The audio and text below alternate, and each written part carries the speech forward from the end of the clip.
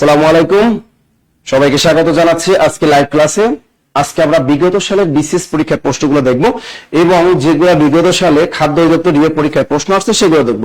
দেখবেন হুবহু এই বিসিএস পরীক্ষার প্রশ্ন আপনার কমন পাবেন। আর যেহেতু আমাদের স্পেশাল বিসিএস একটা আসতেছে আর 47তম বিসিএস আমাদের সামনে, সুতরাং এই ক্লাসটা বিসিএস পরীক্ষা যারা দিবেন তাদের জন্য খুবই খুবই গুরুত্বপূর্ণ। স্পেশাল বিসিএস আসতেছে, সুখবর ডাক্তারদের জন্য এবং যাদের আমার শিক্ষা ক্যাডার আছে তাদের জন্য খুবই গুরুত্বপূর্ণ। বিশেষ করে যারা ইংরেজি ডিপার্টমেন্টে আছেন, বাংলা ডিপার্টমেন্টে আছেন, আইসিটি ম্যাথ ডিপার্টমেন্ট আছে, তারা খুবই লাকি। এছাড়া যারা রাষ্ট্রবিজ্ঞানে পড়ে, সমাজ কল্যাণ, সায়েন্সের সাবজেক্টগুলো, এই সাবজেক্টগুলো থেকেও কিন্তু ভালো ভালো পোস্ট থাকবে। এক কথায় কোনো কোনো সাবজেক্ট থেকে দেখা যাবে 10টা থাকবে, 20টা থাকবে, 50টা থাকবে, 100টাও থাকবে। তবে 100 প্লাস যেগুলো থাকবে সেগুলো অবশ্যই বাংলা ডিপার্টমেন্ট, ইংরেজি ডিপার্টমেন্ট এবং ম্যাথমেটিক্স ডিপার্টমেন্টেও থাকবে, কারণ মোটামুটি এই সাবজেক্টগুলো বেশি থাকে। তবে ম্যাথে আহামরি অতগুলো থাকে না, ম্যাথে একটু কম থাকে। বাংলা ইংরেজি দেখা যায় যে বাংলাদেশের মোটামুটি যে কয়টা মানে জাতীয় বিশ্ববিদ্যালয় আছে সবগুলা জায়গায় আর কি ডিপার্টমেন্ট আছে। এই পাশাপাশি সায়েন্সের সাবজেক্টগুলো, কমার্সের সাবজেক্টগুলো পাবেন এবার। তো এই একটা শুধু এমসিকিউ পরীক্ষা হবে, এমসিকিউ দিয়ে 200 নম্বর একটা এমসিকিউ দিয়ে একটা 50 নম্বর ভাইবা দিয়ে লিখে নেওয়া যাবে। এই চাকরিটা একদম তুলনা করা যায় প্রাইমারি পরীক্ষার সাথে। প্রাইমারি পরীক্ষা যেরকম 75 নম্বর একটা প্রিলি পরীক্ষা দিয়েই তারপর একটা ভাইবা দেওয়া যায়, তাহলে চাকরিটা হয়ে যায়। তেমনি বিশেষটা কিন্তু ওরকম একদম সহজ। এর আগে যারা শিক্ষা ক্যাডার পেয়েছে তারা কিন্তু জেনারেল 900 নম্বরের লিখিত পরীক্ষা দিয়েছে, পাশাপাশি নিজ সাবজেক্ট সম্পর্কে আরো এক্সট্রা 200 নম্বরের পরীক্ষা দিয়েছে। টোটাল 1100 নম্বর মহা একটা কি লিখিত পরীক্ষা দিয়ে তারপর তাদের আবার 200 নম্বর একটা ভাইবা দেওয়া লাগছে। চিন্তা করেন, 11, 12, 1300 নম্বরের পরীক্ষা দিয়ে তার একটা শিক্ষা ক্যাডার পেতে হয়েছে। আর এই বছর এগুলো কিচ্ছুই লাগবে না, 200 নম্বরের প্রিলি আর সাথে 50 নম্বর একটা কি ভাইবা, মাত্র 250 নম্বর। কত সহজ না? হ্যাঁ সহজ। তবে অবশ্যই আপনাদের কি করতে হবে, পড়াশোনা করতে হবে। এখানে কিন্তু প্রিলি পরীক্ষায় বেশি একটা নম্বর অর্জন করতে হবে। এখানে দেখা গেল যে প্রশ্ন ধরনের 130 পাওয়া লাগতে পারে, কিন্তু কম টিকাবে। তো ধরে নেন 130 প্লাস নম্বর অবশ্যই রাখতে হবে। 130 থেকে 140 না রাখলে আপনি কিন্তু তখন টিকতে পারবেন না, এটা নিশ্চিত থাকে, বুঝছেন? অন্যান্য পরীক্ষায় যেমন 47তম বিসিএস পরীক্ষা দেখা গেল যে 115 থেকে 130 200 মধ্যে পেলে আপনি টিকতে পারবেন। বাট স্পেশাল যেখানে আছে সেখানে কিন্তু একটু বেশি পাওয়া লাগবে। যারা জেনারেল ডাক্তার যারা আছেন তাদের একটু কম লাগবে, কারণ ডাক্তার মানে তারা অতটা পারে না, তারা কম পারবে। তারা দেখা গেল 200 নম্বর এমসিকিউর ভিতরে তাদের 100তেও টিকাতে পারে, 100 থেকে 110 ডাক্তারদের আলাদা টিকাবে। কিন্তু জেনারেল যারা আছেন, যারা শিক্ষকেরা আছেন তাদের কিন্তু একটু বেশি নম্বর লাগবে, কারণ আপনার একটু হাড্ডাহাড্ডি লড়াইটা মোটামুটি ভালোই হবে।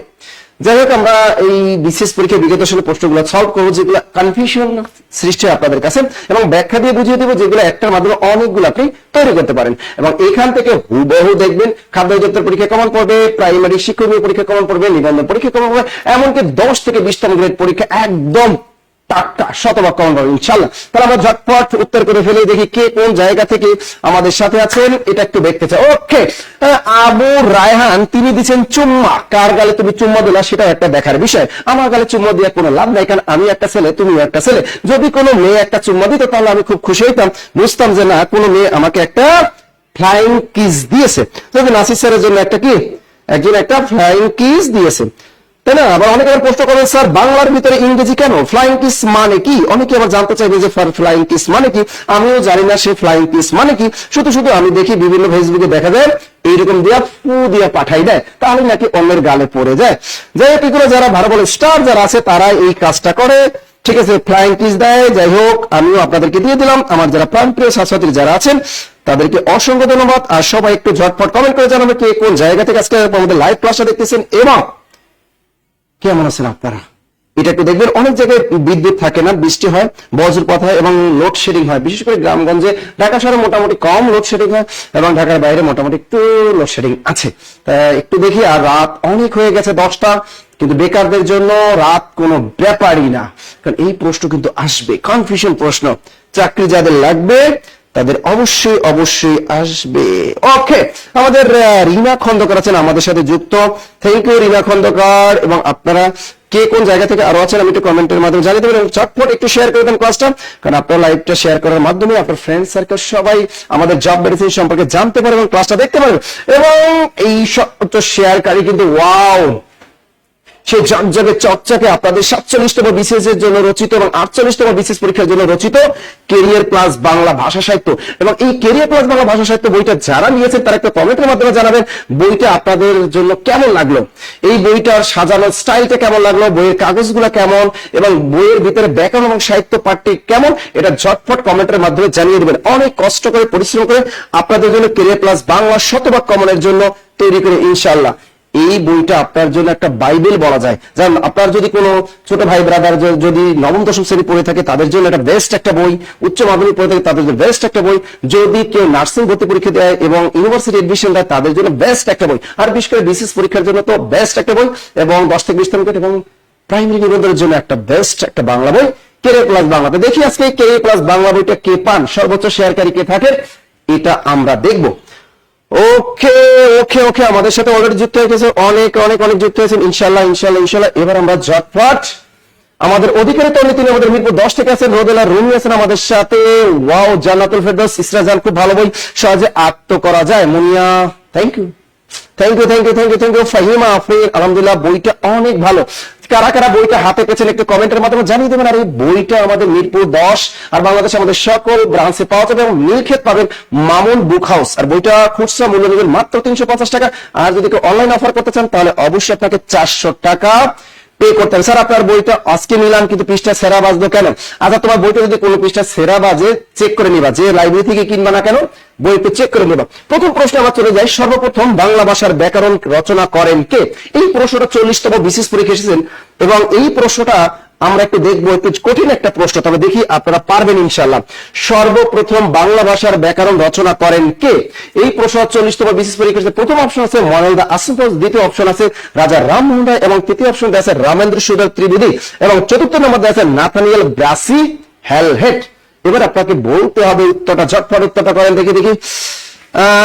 আমাদের মাগুরা থেকে স্যার খাদিজা আক্তার আছেন, আমাদের দিনের সূর্য জয়পুরহাট থেকে স্যার ক ক, ভোলা জেলা থেকে আছেন, খুব ভালো একটা বই, thank you Zahid. Dew drops উত্তর বলছেন খ এবং বৃষ্টি সংখ্যা বলছেন ক। এই প্রশ্নটা দেখবেন বিসিএস পরীক্ষায় যেহেতু ধরেছে, এই সেম প্রশ্নটাই দেখবেন অন্য কোন জব পরীক্ষায় ধরে দিবে। স্যার বই পেয়েছি স্যার, সেই সুন্দর হয়েছে বইটা, থ্যাংক ইউ তানিয়া সুলতানা। ক হবে ক, তবে উত্তরটা অনেকেই বলছেন ক, কেউ বা বলেছেন খ, কেউ বা বলেছেন গ।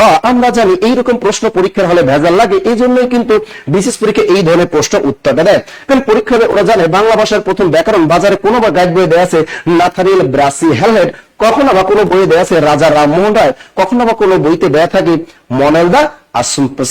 আজকে একটা টেকনিকের মাধ্যমে আপনাদের এই জিনিসটা আমি শিখিয়ে দিব যে বাংলা ভাষার প্রথম ব্যাকরণের নাম কি। তাই সর্বপ্রথম বাংলা ভাষার, এখানে কিন্তু বাংলা ভাষার বলেছে, কথাটা কি বলছে? বাংলা ভাষার। আর আমরা জানি সর্বপ্রথম বাংলা ভাষায় এই ব্যাকরণ রচনা করেন একজন পর্তুগিজ ফ্রিঙ্গি, যিনি এই 1743 সালে পর্তুগালের রাজধানী এই লিসবন থেকে এই বইটা প্রকাশ করেন। তিনি যখন এই ভারতীয় উপমহাদেশে এসেছিলেন তখন কিন্তু আমাদের গাজীপুরের ভাওলে বসে তিনি এই বিখ্যাত বইটা রচনা করেন। আর এটি বাংলা এবং পর্তুগিজ ভোকাবুলারি টাইপের একটা বই রচনা করেন। এই জন্য বাংলা ভাষার প্রথম অভিধান রচয়িতাও বলা হয় এই মনোলদা আসিফ। বাংলা ভাষার প্রথম অভিধান রচয়িতা এবং বাংলা ভাষার প্রথম ব্যাকরণ রচয়িতা সেই একই ব্যক্তি, তিনি হলেন মনোলদা আসিফ। তিনি হলেন একজন পর্তুগিজ খ্রিস্টান এবং তাকে আমরা ফ্রিঙ্গি বলি। তিনি এই বইটা রচনা করেন কোথায় বসে? বাংলাদেশের গাজীপুরের ভাওলে বসে। তৎকালীন এই ভারতীয় উপমহাদেশ তথা বাংলাদেশে বাংলা ছাপাখানা না থাকার কারণে তিনি এটাকে নিয়ে যান তার রাজধানী কোথায়? পর্তুগালের রাজধানী লিসবন নিয়ে যান এবং সেখান থেকে তিনি রোমান লিপিতে এটা প্রকাশ করেন 1743 সালে। তাহলে পরীক্ষা কিন্তু প্রশ্ন এখান থেকে ধরতে পারে বাংলা ভাষার প্রথম ব্যাকরণ বিশ্বের কোন দেশ থেকে প্রকাশ পায়, আবার বলতে পারে বিশ্বের কোন রাজধানী থেকে প্রকাশ পায়, সেটা হলো পর্তুগালের রাজধানী লিসবন থেকে। আরেকটা প্রশ্ন আসতে পারে বাংলা ভাষার প্রথম ব্যাকরণ কত সালে প্রকাশ পায়, সেটা হলো 1743 সালে। আরেকটা প্রশ্ন ধরতে পারে বাংলা ভাষার প্রথম ব্যাকরণ বাংলাদেশের কোন জেলায় বসে রচনা করা হয়। এই প্রশ্নটা 2025 সালে একটা চাকরি পরীক্ষায় কিন্তু ধরেছিল।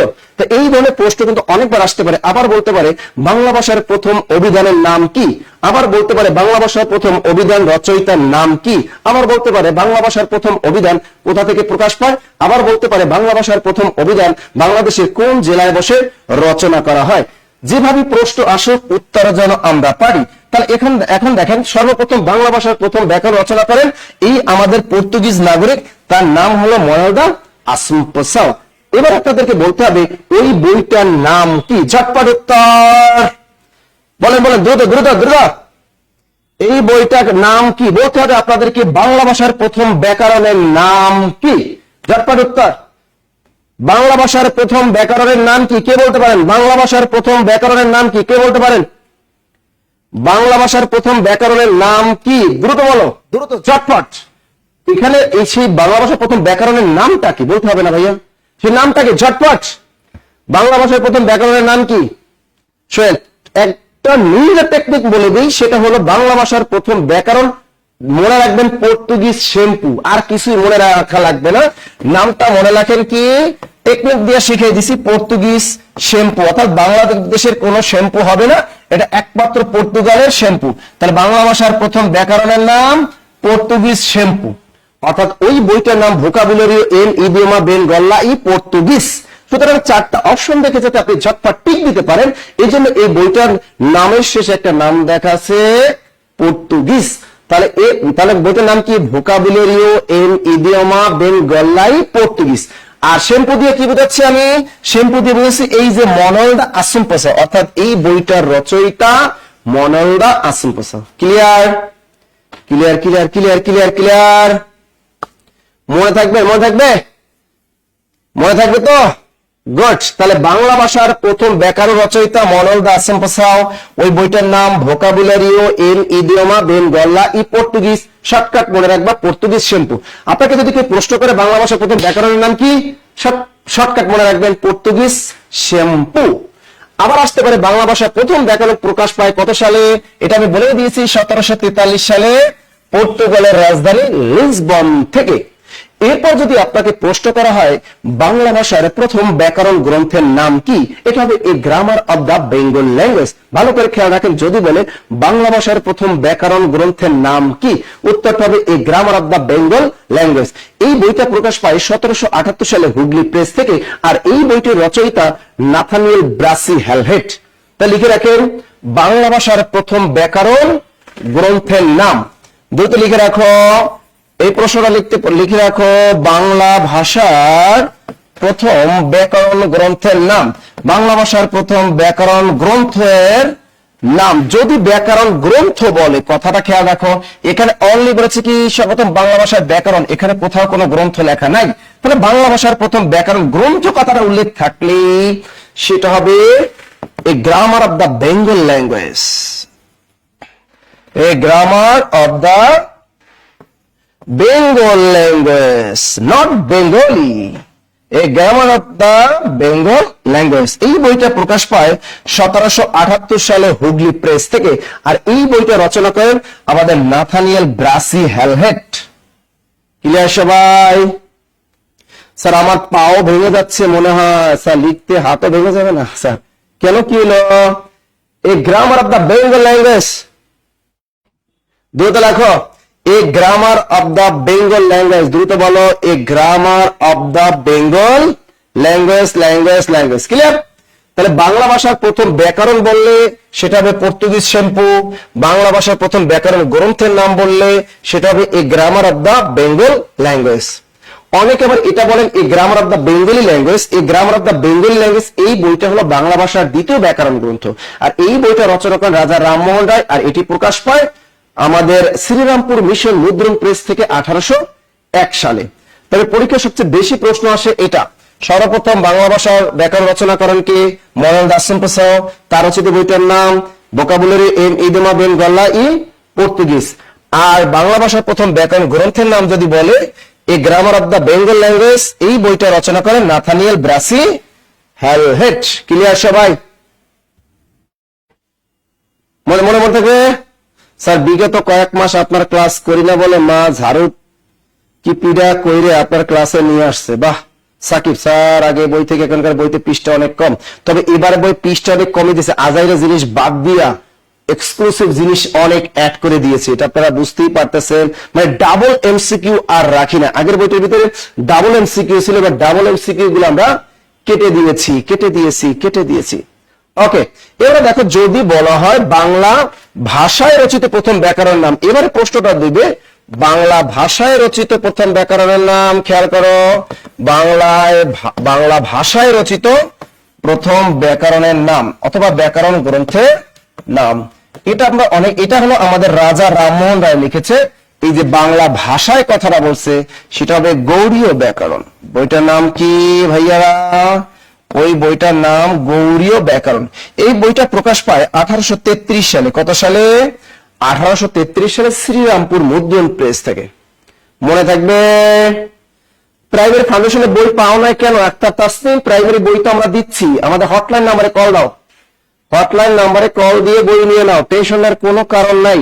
আর যারা 11 থেকে 20তম গ্রেডে যারা ভর্তি হয়েছেন, ইনশাআল্লাহ আপনাদের জন্য জোস বই তৈরি করা হয়েছে। একদম এই শনিবারের আপডেট সকল চাকরি পরীক্ষা প্রশ্ন 2025 সালে সব চাকরি পরীক্ষা প্রশ্ন অ্যাড করা হয়েছে। আর এটা পেতে আর মাত্র 5 দিন ওয়েট করতে হবে। আমাদের আগামীকাল প্রেসে চলে যাবে, ইনশাআল্লাহ প্রেস থেকে ছাপিয়ে আসতে প্রিন্ট বাইন্ডিং হতে আর 4 থেকে 5 দিন সময় লাগবে। ইনশাআল্লাহ সবাই পেয়ে যাবে। তাহলে বাংলা ভাষায় রচিত প্রথম ভাষায় কথাটা বললেই গৌড়ীয় ব্যাকরণ। রচনা করেছেন কে? রাজা রামমোহন রায়। আর এই বইটা প্রকাশ পায় 1833। লেখা ক্লিয়ার কিনা বলেন তো? দ্রুত বলে লেখা ক্লিয়ার কিনা? ক্লিয়ার কিনা? ক্লিয়ার কিনা? ক্লিয়ার কিনা? কথা ক্লিয়ার কিনা? সবাই বলো কথা ক্লিয়ার কিনা? একটা প্রশ্ন। 2 নম্বর প্রশ্ন দেখো, নিচের কোনটি যৌগিক শব্দ? এটা 40তম বিশেষ পরীক্ষার একটা প্রশ্ন, হুবহু কমন পড়েছিল, হুবহু। এই জিনিসটা যদি আপনাকে পারতে হয় তাহলে আপনাকে শিখতে হবে যৌগিক শব্দটা কি, রুর বা রুরি শব্দটা কি, যোগরুর শব্দটা কি। অর্থাৎ অর্থ অনুসারে শব্দকে 3 ভাগে ভাগ করা যায়। এটা পুরাতন বোর্ড বইয়ে একটা তথ্য। নবম দশম শ্রেণীর নতুন বোর্ড বই এই তথ্যটা এখন আর নেই। তবে আমরা খেয়াল রাখবো এই পুরাতন বোর্ড বই অনুযায়ী আমরা জানি অর্থ অনুসারে শব্দ 3 ভাগে বিভক্ত। প্রথমে হলো যৌগিক শব্দ, 2 নম্বর হলো রুর বা রুরি শব্দ, 3 নম্বর হলো যোগরুর শব্দ। আমি যখন এই টপিকটা পড়াই তখন কিন্তু একটা টেকনিক আপনাদেরকে শিখিয়ে দিই যৌগিক শব্দ চেনার উপায়।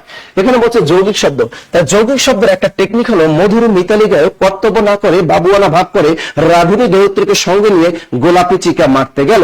এই টেকনিকটা যদি মনে রাখতে পারেন তাহলে আপনি অনায়াসেই এই উত্তরটা দিতে পারবেন। তো টেকনিকটা সবাই একটু লিখে রাখো। মধুর মিতালি গায়ক, মধুর মিতালি গায়ক, মধুর মিতালি গায়ক কর্তব্য না করে, কর্তব্য না করে বাবুয়ানা, বাবুয়ানা ভাব করে, বাবুয়ানা ভাব করে রাধুনী দৌহিত্রকে সঙ্গে নিয়ে, রাধুনী বানানটা কিন্তু ক্লিয়ার সুন্দর মতো লিখবা, রাধুনী দৌহিত্রকে সঙ্গে নিয়ে, সঙ্গে রাধুনী দৌহিত্রকে সঙ্গে নিয়ে গোলাপি চিকা মারতে গেল, গোলাপি চিকা মারতে গেল। দেখো এই হলো যৌগিক শব্দ চেনার উপায়। এখানে কি কি যৌগিক শব্দ? মধুর, মিতালি, গায়ক, কর্তব্য, বাবুয়ানা, এরপর হলো রাধুনী দৌহিত্র, এবার গোলাপি, আর একটা হলো চিকা মারা। এখন দেখো পরীক্ষা আছে নিচের কোনটি যৌগিক শব্দ? অপশনে প্রথমে আছে প্রবীণ, দ্বিতীয় আছে জ্যাঠানি, এবং 3 নম্বর আছে শরৎ, এবং 4 নম্বরে গ নম্বর অপশন আছে মিতালি। এই যে দেখো আমাদের মিতালি আছে, সুতরাং উত্তরটা হবে মিতালি। লেখা ক্লিয়ার? ক্লিয়ার সবাই? Clear? Yasmin Sabuj, Joy Swarna, thank you, thank you everybody, thank you, thank you, thank you, thank you. আমাদের জাহিদ হাসান, রুবেল হাসান আমাদের সাথে, শারমিন আক্তার, শারমিন হাসান, আমাদের জয় সূত্রধর আমাদের সাথে আছেন, এবং ইয়াসমিন স্বপ্না হাসান আমাদের সাথে, নেসারউদ্দিন হোসেন এবং শিরিন জামান, বুশরা জান্নাত, তানজিনা ভুইয়া, কামাল উদ্দিন ইউনিক এডুকেশন, এবং নুসরাত জাহান আছেন আমাদের সাথে, এবং দিনে আছেন আমাদের সাথে। Very good. তিনি বলেছেন আজ স্যারকে আজ অনেক সুন্দর লাগছে। Thank you baby, thank you baby, thank you baby. এরপর মহসিনা আক্তার তিনি আমাদের সাথে আছেন, এবং কামাল উদ্দিন তিনি আছেন আমাদের। অমিত সাহা তিনি কিন্তু আপনাদেরকে কিন্তু সুন্দর মতো এই টেকনিকটা লিখে দিয়েছে যে মধুর মিতালি গায়ক কর্তব্য না করে বাবুরা ভাব করে রাধুনী দৌহিত্রীকে সঙ্গে নিয়ে গোলাপি চিকা মারতে গেল। যাক, ইঁদুর মেরে ফেলুক সমস্যারে আমরা দ্বিতীয় প্রশ্নের উত্তরে চলে যাই ঝটপট। এবারে দেখে আমাদের জন্য বিসিএস এর কোন প্রশ্নটা অপেক্ষা করতেছে। এখানে একটা প্রশ্ন আসছে, চর্যাপদের তিব্বতী অনুবাদ প্রকাশ করেন কে?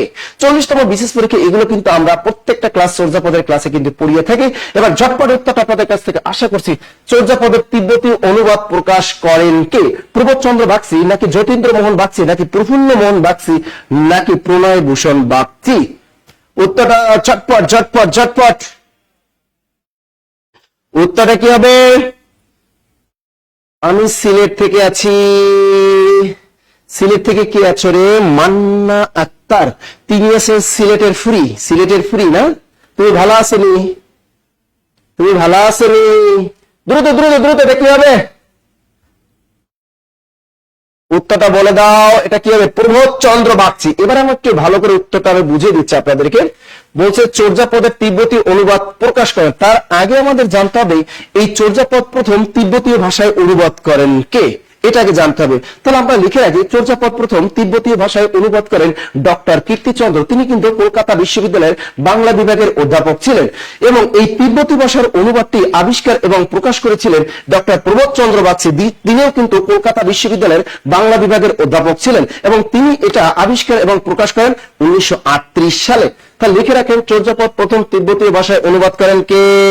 দ্রুত লিখে রাখো, চর্যাপদ প্রথম তিব্বতীয় ভাষায়, চর্যাপদ প্রথম তিব্বতীয় ভাষায় অনুবাদ করেন, তিব্বতীয় ভাষায় অনুবাদ করেন।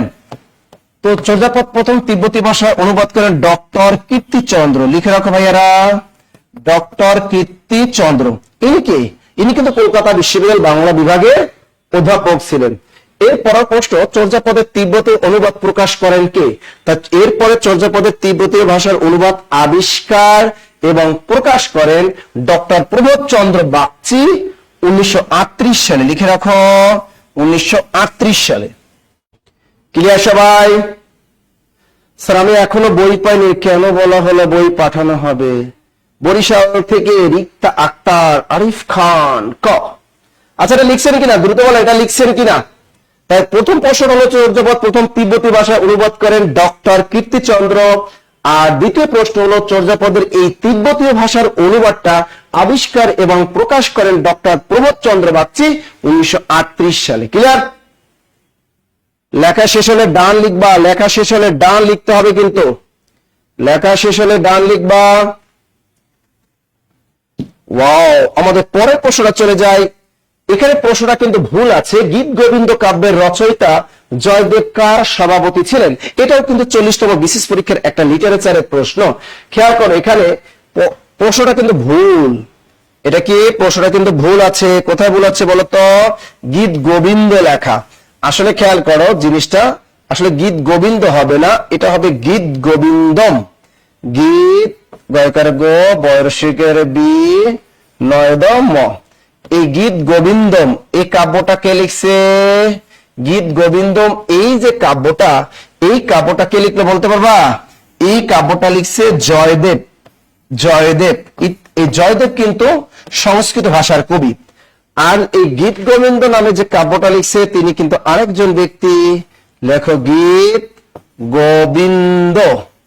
গীত গোবিন্দ এই কাব্যটা লিখছে কে? আমাদের গোবিন্দ দাস কবিরাজ। লিখে রাখো, কাজে দিবে।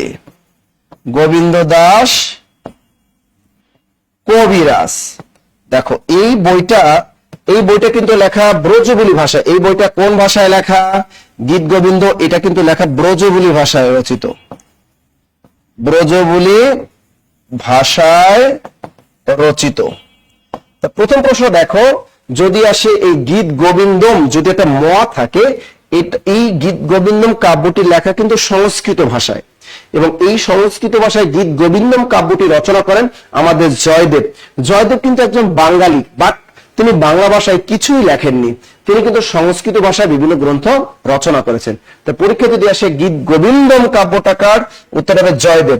আর যদি বলে গীত গোবিন্দ কাব্যটি কার, এই গীত গোবিন্দ কাব্যটি কোন ভাষায় রচিত? এটি ব্রজবুলি ভাষায় রচিত, আর এইটা রচনা করেন আমাদের গোবিন্দ দাস কবিরাজ। তা প্রশ্ন আসছে গীত গোবিন্দম কাব্যের রচয়িতা, এখানে একটা ম হবে, শুধু কি হবে? ম। গীত গোবিন্দম কাব্যের রচয়িতা জয়দেব কার সভাপতি ছিলেন? আমরা জানি তিনি হলেন লক্ষণ সেন। সেন বংশের শেষ রাজা ছিলেন আমাদের লক্ষণ সেন। এই লক্ষণ সেনের সভাপতি ছিল কে? জয়দেব। রাজসভার সভাপতি কি ছিল?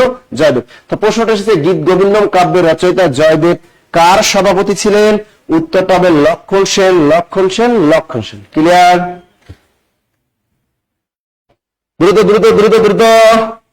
জব ক্যারিক লিখছে স্যার হিসাবের জন্য কি ক্লাস করা লাগে? তাহলে গণিত ইংরেজি ব্যাকরণের জন্য কি করা লাগবে? আমাদের একজন জব ক্যান্ডিডেট আছেন, তিনি লিখছে হিসাবের জন্য কি ক্লাস করা লাগে? এই প্রশ্নের জবাবটা আপনারাই দিয়ে দেন যে হিসাবের জন্য কি তিনি সবই পারেন, তিনি সবই পারেন, অথচ এতটুকু বুঝাইলাম তিনি এতটুকুই কিন্তু জানতেন না। তিনি যে কমেন্ট করছেন তিনি এতটুকুই জানতেন না যে গীত গোবিন্দম কাব্যটি রচয়িতাকে আর গীত গোবিন্দ কাব্যটি রচয়িতাকে, এতটুকুই কিন্তু তিনি জানতেন না। তারপর তিনি এসে একজন পাণ্ডিত্য করে গেলেন যে এসবের জন্য কি ক্লাস করা লাগে, বুঝছেন? তিনি বলছেন এসবের জন্য কি ক্লাস করা লাগে, বলেন না। আচ্ছা, লেখা শেষ। জব মেডিসিনের মাদারীপুর শাখা কি হবে? হবে ইনশাল্লাহ, দোয়া করো, হবে হবে হবে হবে হবে হবে হবে হবে হবে হবে। দেখেন, তাকে প্রশ্ন করেন, তিনি জীবনও পারতেন না যে গীত গোবিন্দ কাব্যটিকার আর গীত গোবিন্দ কাব্যটিকার, এতটুকুই তিনি পারতেন না। অথচ তিনি এসে এখানে এসে কি করলো, একটু নিজের একটু পাণ্ডিত্য দেখাইলো। ওকে, পরের প্রশ্নটা আমরা একটু দেখি। দেখেন, এই প্রশ্নটা বলছে কবি যশোরাজ খান বৈষ্ণব পদ রচনা করেন কোন ভাষায়? ব্রজবুলি, বাংলা, সংস্কৃত নাকি হিন্দি? এই রিলেটেড আমাদের কিছু প্রশ্ন জানতে হবে যে কবি যশোরাজ খান কে, এই সম্পর্কে বিস্তারিত জানতে, ব্যাখ্যা জানতে হবে। কবি যশোরাজ খান বৈষ্ণব পদ রচনা করেন কোন ভাষায়? আগে আপনার উত্তরটা দেখতেছি, মনে থাকে মধ্যে। আচ্ছা, এটা কি হবে বলেন তো,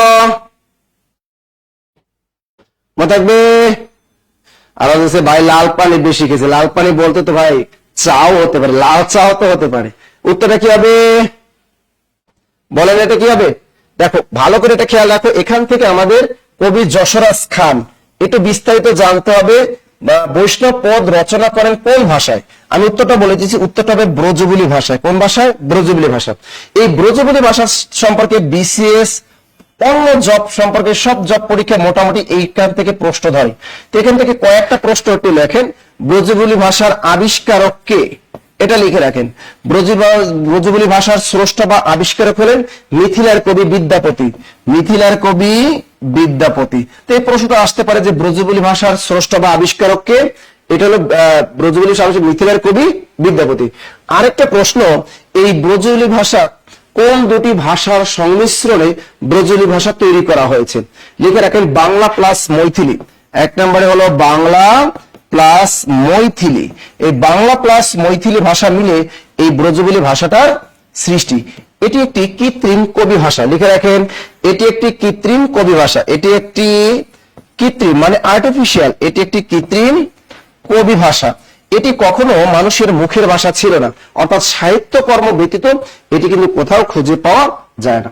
আর একটা প্রশ্ন ব্রজবুলি সম্পর্কে আসতে পারে, সেটা হলো বাংলা সাহিত্যের দ্বিতীয় কাব্য ভাষা বা উপভাষা বলা হয় এই ব্রজবুলি ভাষাকে। লিখে রাখেন, বাংলা সাহিত্যের দ্বিতীয় কাব্য ভাষা, বাংলা সাহিত্যের দ্বিতীয় কাব্য ভাষা, বাংলা সাহিত্যের দ্বিতীয় কাব্য ভাষা ও উপভাষা বলা হয়। বাংলা সাহিত্যের দ্বিতীয় কাব্য ভাষা ও উপভাষা বলা হয় কোনটাকে? উপভাষা বলা হয় এই ব্রজবুলি ভাষাকে। লিখে রাখেন, বাংলা সাহিত্যের দ্বিতীয় কাব্য ভাষা এবং উপভাষা বলা হয় এই ব্রজবুলি ভাষাকে। এই লিখেন দ্রুত। আর এই বাংলাদেশ অঞ্চলে, বাংলাদেশে প্রথম এই ব্রজবুলি ভাষায় পদ রচনা করেছেন এই যশোরাজ খান। আর আধুনিক যুগে এই ব্রজবুলি ভাষায় পদ রচনা করেছেন আমাদের রবি ঠাকুর, যেটা নাম ভানুসিংহ ঠাকুরের পদাবলী। আর একটা প্রশ্ন ধরতে পারে, ব্রজবুলির শ্রেষ্ঠ বাঙালি কবি কে? এই ব্রজবুলির শ্রেষ্ঠ বাঙালি কবি হলেন গোবিন্দ দাস কবিরাজ। চমৎকার একটা প্রশ্ন, লিখে রাখেন ব্রজবুলির শ্রেষ্ঠ বাঙালি কবি। লিখে রাখেন ব্রজবুলির শ্রেষ্ঠ বাঙালি কবি, ব্রজবুলির শ্রেষ্ঠ বাঙালি কবি। ব্রজবুলির শ্রেষ্ঠ বাঙালি কবি কে? গোবিন্দ দাস কবিরাজ। গোবিন্দ দাস কবিরাজ খুবই ভেরি ভেরি ইম্পর্টেন্ট একটা প্রশ্ন বিসিএস অন্যান্য জব পরীক্ষার জন্য। ব্রজবুলির শ্রেষ্ঠ বাঙালি কবি গোবিন্দ দাস কবিরাজ। আর বাংলাদেশ অংশে অর্থাৎ বাংলাদেশে প্রথম এই ব্রজবুলি ভাষায় পদ রচনা করেছিলেন এই যশোরাজ খান। আর আধুনিক যুগে ব্রজবুলি ভাষায় পদ রচনা করেছেন আমাদের রবি ঠাকুর। কি নাম? ভানুসিংহ ঠাকুরের পদাবলী। লিখে রাখেন ভানুসিংহ ঠাকুরের পদাবলী। এটা কিন্তু বিসিএস লিখিত পরীক্ষায় কিন্তু এই প্রশ্নটা আসে, ব্রজবুলি ভাষা কি? পিএসসি নন ক্যাডার লিখিত পরীক্ষায় প্রশ্নটা আসে, ব্রজবুলি ভাষাটা কি? তা বিস্তারিত আমি একটু লিখে দিলাম, আপনারা ঝটপট একটু লিখে নেন দ্রুত।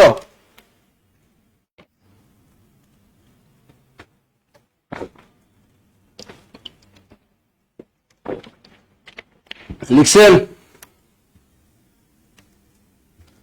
নাসির একটা লিখছে, স্যার নতুন বুক কেমনে পাবো? তোমার বুক দরকার আমার?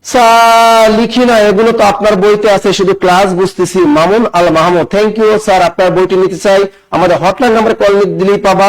স্যার বুক আপনার কিন্তু বইটা আমার লাগবে। দিনালিসি স্যারের বুক আপনার কিন্তু বইটা আমার লাগবে। Very good, very good. Sir জটিল বাক্যটা একটু বলেন। জটিল বাক্যটা এখানে একটু দেখো, মানুষ, মহৎ মানুষ, মহৎ মানুষ, এই মহৎ মানুষ এটা একটা স্বাধীন বাক্যের ভিতরে অবশ্যই একটা ভার্ব আছে, ফাইনাইট ভার্ব আছে। সবাই তাকে সম্মান করে, এই যে সম্মান করে, এখানে একটা ফাইনাইট ভার্ব আছে। সুতরাং দুই পাশে দুটো ফাইনাইট ভার্ব থাকে, আর ফাইনাইট ভার্ব যদি দুইটা বাক্যের ভিতর থাকে তাহলে সেটা জটিল বাক্য হয়। এটা আমরা বাক্যের যখন বেসিক ক্লাসটা করাবো তখন আপনাদের বিস্তারিত বুঝিয়ে দেবে। এর আগে কিন্তু বাক্যের উপর আমি বেসিক ক্লাস নিয়েছি। ইনশাআল্লাহ দেখি আবার যদি আগামীকাল বা সময় পাই আমি কিন্তু আপনাদের অবশ্যই বাক্যের উপর একটা বেসিক ক্লাস নিয়ে দেবো। বেসিক ক্লাস যারা করছেন আমার, তারা অবশ্যই বাক্য সম্পর্কে ভালোই পারেন। এখানে শুধু আমি যৌগিক বাক্য চেনার উপায়টা দেখিয়ে দিলাম। এবারে পরের প্রশ্নটা যাই আমরা, ধ্বনি পরিবর্তন নিয়মে কোনটি বর্ণ বিপর্যয়ের দৃষ্টান্ত? এটা 43তম বিশেষ পরীক্ষার প্রশ্ন। এইটা উত্তরটা কি পারেন? রতন, কবাট, পিচাস, মুলুক। দ্রুত বলো, দ্রুত দ্রুত দ্রুত দ্রুত। কি লিখছো? রাত্রিকান্ত রায়, তিনি বলছে স্যার আপনার মাথা আমার দরকার, আমার মাথা নিয়ে তুমি কি করবা। এখানে প্রশ্ন হলো ধ্বনি বর্ণ বিপর্যয়। প্রশ্নকর্তারা কিন্তু চালাক। এটা যদি বলে ধ্বনি বিপর্যয় অথবা বর্ণ বিপর্যয়, মূলত এটার নাম ছিল ধ্বনি বিপর্যয়। ধ্বনি বিপর্যয় এর আরেক নাম হলো বর্ণ বিপর্যয়। প্রশ্নকর্তারা কিন্তু চালাক। বর্ণ বিপর্যয়, ধ্বনি বিপর্যয় অথবা বর্ণ বিপর্যয়। তা বর্ণ বিপর্যয় অথবা বর্ণ বিপর্যয়। প্রশ্নটা কি? ধ্বনি পরিবর্তনের নিয়মে কোনটি ধ্বনি বিপর্যয় অথবা বর্ণ বিপর্যয়? তা ধ্বনি বিপর্যয় অথবা বর্ণ বিপর্যয় জিনিসটা হলো পরস্পর জায়গা বদল। অর্থাৎ যদি দুইটা শব্দ থাকে বা দুইটা ধ্বনি থাকে, দেখবো ওরা পরস্পর জায়গা বদল করবে। আর যদি তিনটা ধ্বনি থাকে, কোন পরীক্ষা হলে যদি তিনটা ধ্বনি থাকে, তাহলে দেখবেন একটা ধ্বনি স্থির থাকবে আর পরের দুইটা ধ্বনি পরস্পর জায়গা বদল করবে। এই যে পরস্পর দুইজনের জায়গা বদল করে, এই জায়গা বদলটাকে বলা হয় ধ্বনি বিপর্যয় অথবা বর্ণ বিপর্যয়। সহজভাবে আমি যদি আপনাদেরকে বুঝিয়ে দিই, যদি মনে করেন আপনি এবং আপনার বন্ধু বা আপনি এবং আপনার গার্লফ্রেন্ড যদি কোথাও ঘুরতে যান, দেখবেন মেয়েরা সাধারণত কি করেন? জানালার পাশে বসতে। যেমন গতকাল আমি যখন হবিগঞ্জ থেকে রাত 7:30 একটা ট্রেন আসছে, পার্বতী না জানি কি পারাবত এক্সপ্রেস, তো ওটা আমি শায়েস্তাগঞ্জ থেকে আমি ঢাকায় আসলাম। তো ওই পারাবত এক্সপ্রেসে আমি বসলাম জানালার পাশে, এবং আমার পাশে একজন ভদ্রলোক বসলো, এবং তিনি, আমি যে দেখি যে উনি জানালার পাশে বসে আছেন। আমি বললাম ভাইয়া ওই সিটটা তো আমার। আপনার সিট নাম্বার কত? আমি বললাম আমার তো 41 নাম্বার সিট, ওটা তো জানালার পাশে। ভাই আমি তো জানালার পাশে বসি। আমি ভাইয়া দেখেন আমার সিট যেটা, আমি ওখানেই বসবো, কারণ আমি ট্রেনে উঠছি টিকিট কেটে, আমি আর তো ইচ্ছা করে জানালার পাশে বসা। তখন কি করলেন? উনি এসে জানালার ছেড়ে দিয়ে আমাকে, উনি এই পাশে এসে বসলেন আর আমি চলে গেলাম জানালার পাশে। এই যে দুইজন ব্যক্তি ইন্টারচেঞ্জ করলাম, এটাকে বলা হয় ধ্বনি বিপর্যয় অথবা বর্ণ বিপর্যয়। কথা ক্লিয়ার? যেমন লাফ, এরকম যেমন লাফ, লাইক আ লাফ আর লাফ, লাভ। এখন দেখো, এই হলো জানালার পাশের লোক আর এই হলো জানালার এই পাশের লোক, পরস্পর জায়গা বদল করবে। লাভ হয়ে যাবে কি? ফাল। এই লটা শেষে চলে গেল আর ফটা প্রথমে চলে আসলো। এটাকে বলা হয় ধ্বনি বিপর্যয় অথবা বর্ণ বিপর্যয়। আর যদি হতো তিনজন ব্যক্তি যদি হতাম, যে আমি কোথাও যাই, অনেক দৃষ্টিকে দেখবেন যে গাড়ির সিট তিনজন থাকে। তিনজন যদি থাকে, দেখবেন একজন একদম চুপচাপ বসে থাকবে আর বাকি দুজন জায়গা বদল করবে। বাকি দুজন কি করবে? জায়গা বদল করবে। এটাও একটা ধ্বনি বিপর্যয়। কিরকম? যেমন এখানে আছে দেখো পিশাস, আমি বললাম পশকের পি, শয়কার সাত, পিশাস। দেখো এই পি, এখানে তিনজন, 1 2 3, তিনজন। তিনজনের ভিতর এই একজন দেখো একদম স্থির। এখন দেখো এই পিছনের জন মাঝখানে ঢুকে পড়বে আর মাঝখানে ঢুক পিছনে চলে যাবে, তার হয়ে যাবে পিচাস। হয়ে গেল কি? পিচাস। এই যে দেখো পয়স্কের পি, এই পশ, এটা কিন্তু স্থির থাকলো আর এই দুজন যে জায়গা বদল করলো, এটাকে বলে ধ্বনি বিপর্যয় অথবা বর্ণ বিপর্যয়। আরেকটা উদাহরণ যদি দিয়ে দিই, আমরা বলি এই রিক্সা, এদিকে আসো না। এই রিক্সা, আমরা কিন্তু এরকম বলি, ডাক দিই না এই রিক্সা। সাধারণত মেয়েরা একটু রিক্সাওয়ালাদের আদর করে ডাকে, যাতে তাদের কাছ থেকে ভাড়াটা একটু কম নেয়। আর আমরা জানি ঢাকা শহরে রিক্সাওয়ালারা সুন্দরী মেয়েদের দেখলে ওরা ভাড়াটা এমনিতেই কম নেয়। আর আমরা যারা পুরুষরা আসি, তারা যদি রিক্সায় উঠি তাহলে ভাড়াটা একটু বাড়িয়েই চাই। তাহলে এখানে রিক্সা আছে, এই যে দেখো রয় রসিকের রি, রয় রসিকের রি স্থির থাকবে, এই দন্তসাটা মাঝখানে ঢুকে পড়বে আর কটা শেষে চলে যাবে, হয়ে যাবে রিস্কা। আরেকটা উদাহরণ যদি দিই, আমরা বলি আমার একটা জমির একটা নকশা প্রয়োজন, এটাকে যদি আমরা ধ্বনি বিপর্যয় করি, এই ন স্থির থাকবে, স মাঝখানে ঢুকে পড়বে আর কটা শেষে চলে যাবে, নকশা হয়ে গেল নস্কা। Clear clear clear clear. স্যারের উদাহরণটি আবার কয়েকবার দিয়েছেন, লাভ ফার রিক্সা রিক্সা বানানবো। স্যার ব্যাকরণ আলোচ্য বিষয় নিয়ে একটা হট ক্লাস দিবে স্যার, যেন এক ক্লাসে সব মনে রাখা যায়। মাহমুদ বলছে হট ক্লাস, এমনি ভাই গরমে বাঁচতেছি না, তুমি যদি আবার এই গরমের ভিতরে একটা হট ক্লাস নিতে বলো তাহলে তো সবাই আগুনে পুড়ে সার খার হয়ে যাবে। Clear clear clear. স্যার আপনি আমাদের কিশোরগঞ্জে আসছিলেন, ভেরি গুড। হ্যাঁ যাবো, আবার জামালপুর শেরপুরে যাব 14 তারিখ 15 তারিখ দেখা হবে জামালপুর শেরপুরে। আমাদের জামালপুর জব মেডিসিনের শাখাটা হলো 5 রাস্তার মোড়, কলেজ 5 রাস্তা থেকে যে আশিক মাহমুদ কলেজ রাস্তাটা আছে সেখানে আমাদের জব মেডিসিন অবস্থিত, অর্থাৎ সাবেক জব কেয়ার সেন্টার যেটা ছিল ওটাই এখন জব মেডিসিন।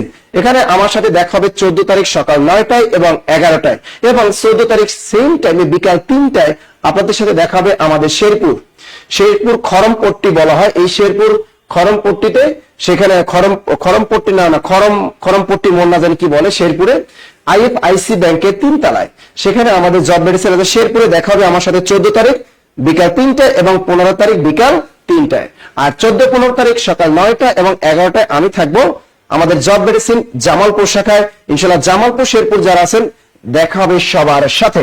তো এই নিয়মটা সবাই বুঝতে পেরেছেন কিনা একটা কমেন্টের মাধ্যমে জানান। ধ্বনি বিপর্যয় আর বর্ণ বিপর্যয় বুঝছেন কিনা, ক্লিয়ার কিনা, এটা ক্লিয়ার কিনা?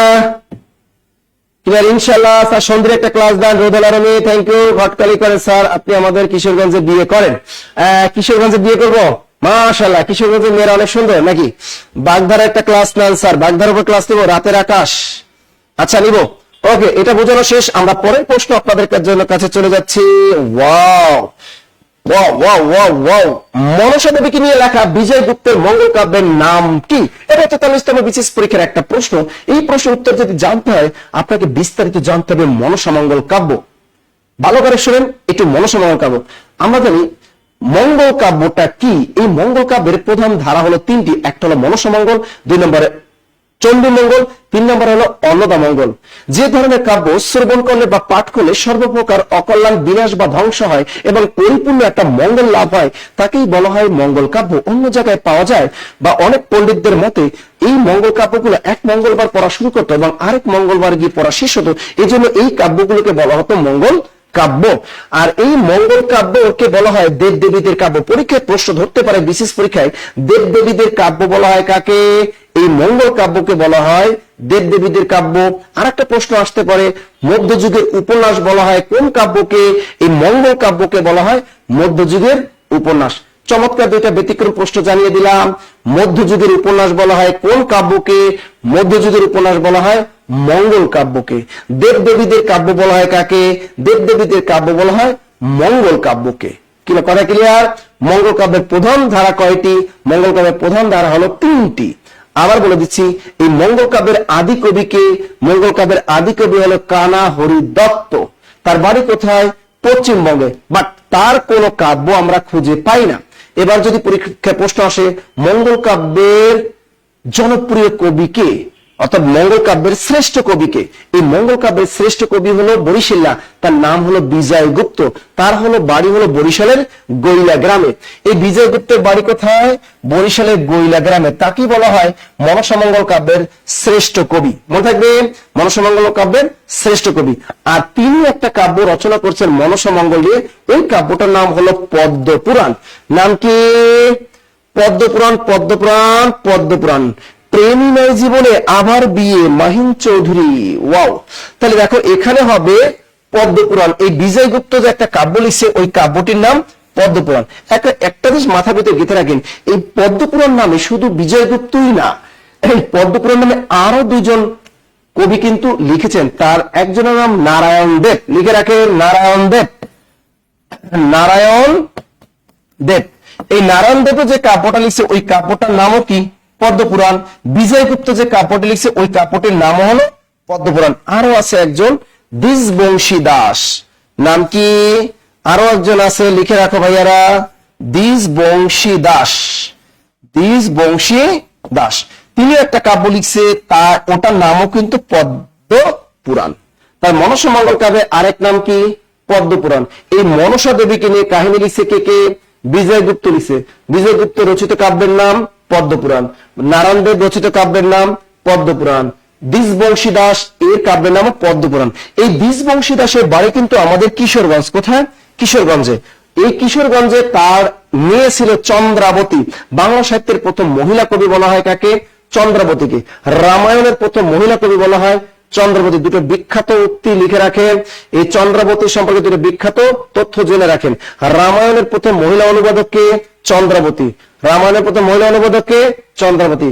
বাংলা সাহিত্যের প্রথম মহিলা কবিকে? চন্দ্রাবতী। বাংলা সাহিত্যের প্রথম মহিলা কবিকে? চন্দ্রাবতী। এই চন্দ্রাবতীর পিতার নাম কি? চন্দ্রাবতীর পিতার নাম হলো দ্বিজবংশী দাস। তার বাড়ি কোথায়? কিশোরগঞ্জ। বাড়ি কোথায়? কিশোরগঞ্জ। তিনি কি রচয়িতা? তিনি এই মনসা মঙ্গল কাব্যের পদ্ম পুরাণ কাব্যটির রচয়িতা।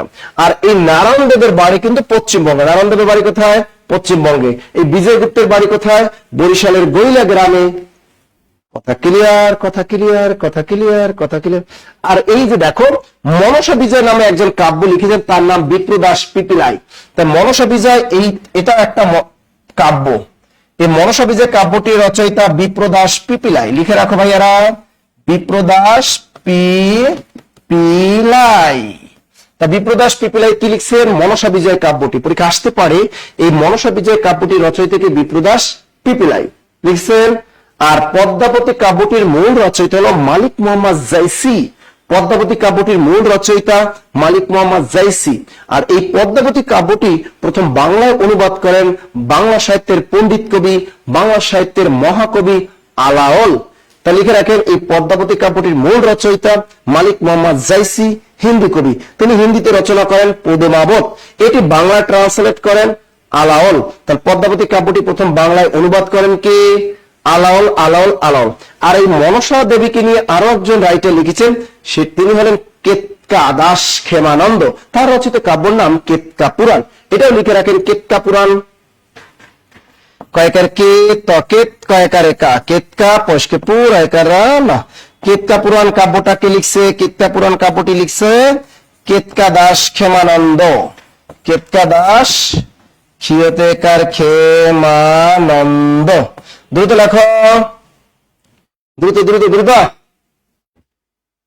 স্যার ডাকের বচন আর খনার বচন পড়লে খুবই হাসি পায় স্যার, মজা করে পড়া যায়। হ্যাঁ, Bipradas Pipilai Manasa Bijoy. Got got got goat.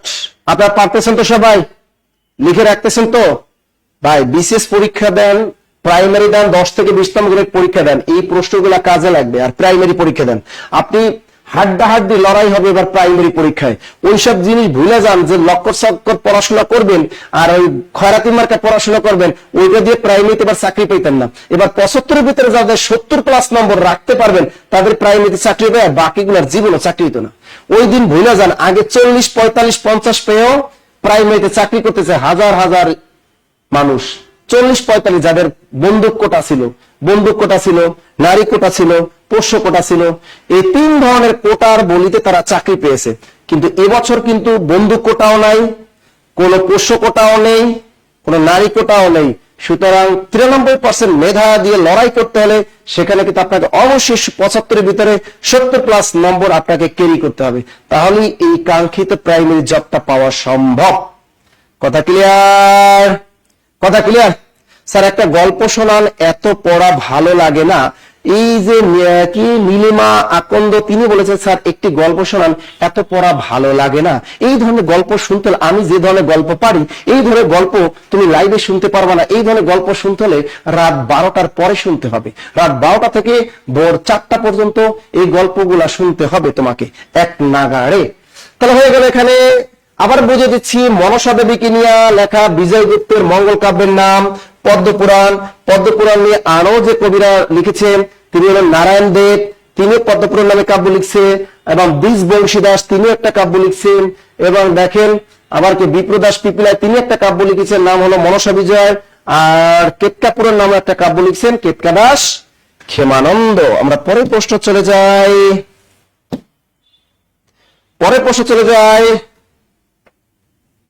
মাথায় মনে থাকবে। স্যার ফার্ম গেট একটা শাখা দেন না কেন? একটু কষ্ট করে, একদম সুন্দর মতো ফার্ম গেট থেকে এখন মিরপুর 10-এ আসতে খুবই কম সময়, মাত্র 10 মিনিট লাগে। মেট্রো রেলে চলে আসবে, আমাদের মিরপুর 10 ফলপট্টি সামাদ ম্যানশন 4th তলা চলে আসবে, এখানে সরাসরি ক্লাস করতে পারবা, লাইব্রেরি ব্যবহার করতে পারবা। স্যার 20% বিজ্ঞান অগ্রাধিকার আছে শুধু? হ্যাঁ ওটা মনে হয় আছে, অনেকদিন হলে স্যার আপনি মজা করে পড়ান না স্যার। আরে নাজিয়া স্যার গান তো পারেন? ওরে বাবা স্যার আপনার এখনো বিয়ে হয়নি? আল্লাহ আল্লাহ কি যে বলে না। এবার দেখো চমৎকার একটা সহজ একটা প্রশ্ন দিয়েছি। কেন এই সহজ প্রশ্নটা দিলাম এটা আপনাদেরকে জানতে হবে, কারণ এই সম্পর্কে বিস্তারিত জানতে হবে আপনাকে। সহজ একটা প্রশ্ন, যে চর্যাপদের প্রাপ্তি স্থান কোথায়? এটা কি বাংলাদেশ নাকি নেপাল নাকি উড়িষ্যা নাকি ভুটান? আমি জানি এই প্রশ্নের উত্তরটা সবাই পারবেন। তার আগে আপনাদের জানতে হবে এই চর্যাপদের ইতিহাস। চর্যাপদের ইতিহাস ভালো করে শুনেন। এই চর্যাপদের অস্তিত্বের কথা প্রথম বলেছিলেন ডক্টর রাজেন্দ্রলাল মিত্র 1882 সালে সংস্কৃত বুদ্ধিস্ট লিটারেচার ইন নেপাল গ্রন্থে। তিনি এই বৌদ্ধতান্ত্রিক সাহিত্যের কথা প্রথম কিন্তু প্রকাশ করেছিলেন এই বিখ্যাত গ্রন্থে। কিন্তু এই লোকটা পরবর্তীতে মারা যান, যে কারণে তিনি আর এই পুঁথিগুলো উদ্ধার করতে পারেননি। তৎকালীন ব্রিটিশ সরকার কলকাতা বাংলা ডিপার্টমেন্টের অধ্যাপক মহামহোপাধ্যায় হরপ্রসাদ শাস্ত্রীর উপর দায়িত্ব দিলেন এই পুঁথিগুলো উদ্ধারের জন্য। তাই মহামহোপাধ্যায় হরপ্রসাদ শাস্ত্রী এই পুঁথিগুলো উদ্ধারের জন্য তিনি তিব্বত এবং নেপাল ভ্রমণ করেন। তিনি মোট তিব্বত এবং নেপাল ভ্রমণ করেছেন 1897, 1898 এবং সর্বশেষ 1907 সালে এই নেপালের রাজ দরবার বা রয়্যাল লাইব্রেরি থেকে এই চর্যাপদের সাথে মোট 4টি পুঁথি উদ্ধার করেন। প্রথম পুঁথিটির নাম ছিল চর্যাচর্য বীরেশজয়, দ্বিতীয় পুঁথিটির নাম ছিল সরহপাদের দোহাকোষ, তৃতীয়টার নাম ছিল কৃষ্ণপাদের দোহাকোষ এবং সর্বশেষ ছিল ডাকার নব। এই 4টি তালপাতার পুঁথির একটি তালিকা তিনি কলকাতার এশিয়াটিক সোসাইটি থেকে প্রকাশ করেছিলেন 1915 সালে। এর পরের বছর তিনি চর্যাচর্য বিলেসচায় এটাকে তিনি সম্পাদনা করে চর্যাপদ নামে তিনি প্রকাশ করেছিলেন 1916 সালে কলকাতার বঙ্গীয় সাহিত্য পরিষদ থেকে। হাজার বছরের পুরনো বাংলা ভাষায় রচিত বৌদ্ধগান এবং দোহা নামে। দেখেন আমি যে কথাগুলো বললাম এটা কিন্তু বিশেষ লিখিত পরীক্ষার একটা প্রশ্ন, বিশেষ নন কাটা লিখিত পরীক্ষার একটা প্রশ্ন। পরীক্ষায় আসে যে চর্যাপদের আবিষ্কার সম্পর্কে বৃত্তান্ত লিখুন। এবার আপনাদের জানাবো আমি এইখান থেকে আবিষ্কার থেকে ছোট্ট ছোট্ট কোন কোন ধরনের প্রশ্ন আসতে পারে। এবারে ঝটপট লেখা শুরু করো। প্রথম প্রশ্ন, চর্যাপদের অস্তিত্বের কথা প্রথম কে বলেছিলেন? চর্যাপদের অস্তিত্বের কথা, চর্যাপদের অস্তিত্বের কথা প্রথম কে বলেছিলেন বলতো? কে বলেছিলেন? চমৎকার একটা প্রশ্ন, বিশেষ পরীক্ষার চমৎকার একটা প্রশ্ন। চর্যাপদের অস্তিত্বের কথা প্রথম কে বলেছিলেন? দেখেন চর্যাপদের অস্তিত্বের কথা প্রথম বলেছিলেন ডক্টর রাজেন্দ্রলাল মিত্র। লোকটার নাম কি? ডক্টর রাজেন্দ্রলাল। ইনিও কিন্তু কলকাতা বিশ্ববিদ্যালয়ের বাংলা বিভাগের অধ্যাপক ছিলেন। ডক্টর রাজেন্দ্রলাল মিত্র কত সালে? 1882 সালে। কোন গ্রন্থে? সংস্কৃত বুদ্ধিস্ট লিটারেচার ইন নেপাল গ্রন্থে। চমৎকার একটা প্রশ্ন আপনারা জেনে গেলেন। এই ব্যক্তি প্রথম চর্যাপদের অস্তিত্বের কথা প্রথম বলেছিলেন। গেল এটা। দেখেন তার সূত্র ধরেই ডক্টর হরপ্রসাদ শাস্ত্রী, তিনিও কিন্তু কলকাতা বিশ্ববিদ্যালয়ের বাংলা বিভাগের অধ্যাপক ছিলেন। পরবর্তীতে যখন ঢাকা বিশ্ববিদ্যালয় প্রতিষ্ঠিত হলো 1921 সালে তিনি কলকাতা বিশ্ববিদ্যালয় থেকে চাকরি ছেড়ে দিয়ে তিনি ঢাকা বিশ্ববিদ্যালয়ে যোগদান করেন এবং বাংলা বিভাগের হেড পণ্ডিত হিসেবে নিযুক্ত হয়েছিলেন। এই হরপ্রসাদ শাস্ত্রী কিন্তু দায়িত্ব পেয়েছিল এই চর্যাপদের পুঁথি উদ্ধারের। তো এখান থেকে আরেকটা প্রশ্ন আসতে পারে, চর্যাপদ আবিষ্কার করেন কে? তা চর্যাপদ আবিষ্কার করেন কে বলতো? চর্যাপদ আবিষ্কার করেন কে? আরেকটা প্রশ্ন, চর্যাপদ আবিষ্কার করেন কে? এই উত্তরটা হবে ডক্টর হরপ্রসাদ শাস্ত্রী। কি হবে? ডক্টর হরপ্রসাদ শাস্ত্রী। পরীক্ষায় প্রশ্ন ঘুরাতে পারে যে চর্যাপদ আবিষ্কারের সময় ডক্টর হরপ্রসাদ শাস্ত্রী কোন বিশ্ববিদ্যালয়ের অধ্যাপক ছিলেন? তখন কিন্তু তিনি কলকাতা বিশ্ববিদ্যালয়ের অধ্যাপক ছিলেন। আবার আসতে পারে এই চর্যাপদ কত সালে আবিষ্কৃত হয়? চর্যাপদ আবিষ্কার হয় 1907 সালে। কত সালে? 1907 সালে। চর্যাপদ কোথা থেকে আবিষ্কার হয়? নেপালের রয়্যাল লাইব্রেরি থেকে। কোথা থেকে? নেপালের রাজ গ্রন্থশালা থেকে অথবা নেপালের রয়্যাল লাইব্রেরি থেকে। আসতে পারে ডক্টর হরপ্রসাদ শাস্ত্রী মোট কতগুলো পুঁথি উদ্ধার করেছিলেন 1907 সালে? তিনি মোট 4টি পুঁথি উদ্ধার করেছেন। কতটি? 4টি পুঁথি। এক নম্বরে হলো লেখো চর্যা চর্য বিনিশ্চয়। 1 নম্বর হলো চর্য বিনিশ্চয়। 2 নম্বরে দেখো সরহপাদের দোহাকোষ, সরহপাদের দোহা। 3 নম্বরে কি কৃষ্ণপাদের দোহা, কৃষ্ণপাদের দোহা। 4 নম্বর কি, 4 নম্বরটা ছিল কিন্তু ডাকার্ণব, 4 নম্বরটা ছিল ডাকার্ণব। দেখো এর ভিতরে এই চর্য বিনিশ্চয়, যেটাকে আমরা চর্যাপদ হিসেবে চিনি, এই চর্য বিনিশ্চয় এটা ছিল প্রাচীন বাংলা ভাষায় রচিত। এটা কোন ভাষায় রচিত? এটা ছিল প্রাচীন বাংলা ভাষায় রচিত, প্রাচীন বাংলা ভাষায় রচিত, এটা ছিল প্রাচীন বাংলা ভাষায় রচিত। আর এই যে সরহপাদের দোহাকোষ, কৃষ্ণপাদের দোহাকোষ এবং ডাকার্ণব, এই 3টি কিন্তু অপভ্রংশ ভাষায় রচিত। কোন ভাষায়? অপভ্রংশ ভাষায়, অপভ্রংশ ভাষায় রচিত।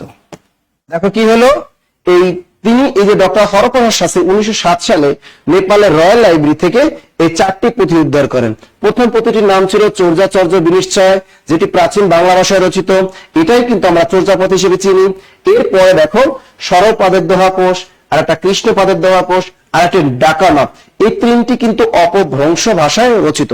অপভ্রংশ হলো মূল ভাষা থেকে বিচ্ছিন্ন যে ভাষাটি, ওই ভাষাগুলোকে বলা হয় অপভ্রংশ ভাষা। এইগুলো কিন্তু সব তালপাতায় লেখা, এই পুঁথিগুলো কিসে লেখা ছিল? তালপাতায়। এই তালপাতার পুঁথির একটি তালিকা ডক্টর হরপ্রসাদ শাস্ত্রী 1915 সালে কলকাতার এশিয়াটিক সোসাইটি থেকে প্রকাশ করেছিলেন। এর পরের বছর অর্থাৎ 1916 সালে এই চর্য বিনিশ্চয় নামটা চেঞ্জ করে দিয়েছিলেন। এই চর্য বিনিশ্চয় তিনি কি করেছিলেন? সম্পাদনা করে। কে সম্পাদনা করলো চর্যাপদ? ডক্টর হরপ্রসাদ শাস্ত্রী। তা চর্যাপদ সম্পাদনা করেন কে? ডক্টর হরপ্রসাদ শাস্ত্রী। চর্যাপদ প্রকাশ করেন কে? হরপ্রসাদ শাস্ত্রী। চর্যাপদ প্রকাশ পায় কত সালে? 1916 সালে। কোথা থেকে প্রকাশ পায়? কলকাতার বঙ্গীয় সাহিত্য পরিষদ থেকে। চর্যাপদ কি নামে প্রকাশ পায়? 1000 বছরের পুরানো বাংলা ভাষায় রচিত বৌদ্ধগান এবং দোহা নামে। ক্লিয়ার সবাই? ক্লিয়ার? দেখেন কত কিছু বিশেষ পরীক্ষার জন্য কত কিছু পড়াশোনা করতে হয়, বিশেষ পরীক্ষার জন্য কত কিছু পড়তে হয়। এই বইটার ভিতরে বিস্তারিত সব লেখা আছে। এই যারা বিশেষ পরীক্ষা দেবেন, এর ভিতরে যে কি পরিমাণ তথ্য দেওয়া আছে, যারা বইটা পড়বেন তাদের সকল বিশেষ সকল চাকরি পরীক্ষা কাজে লাগবে।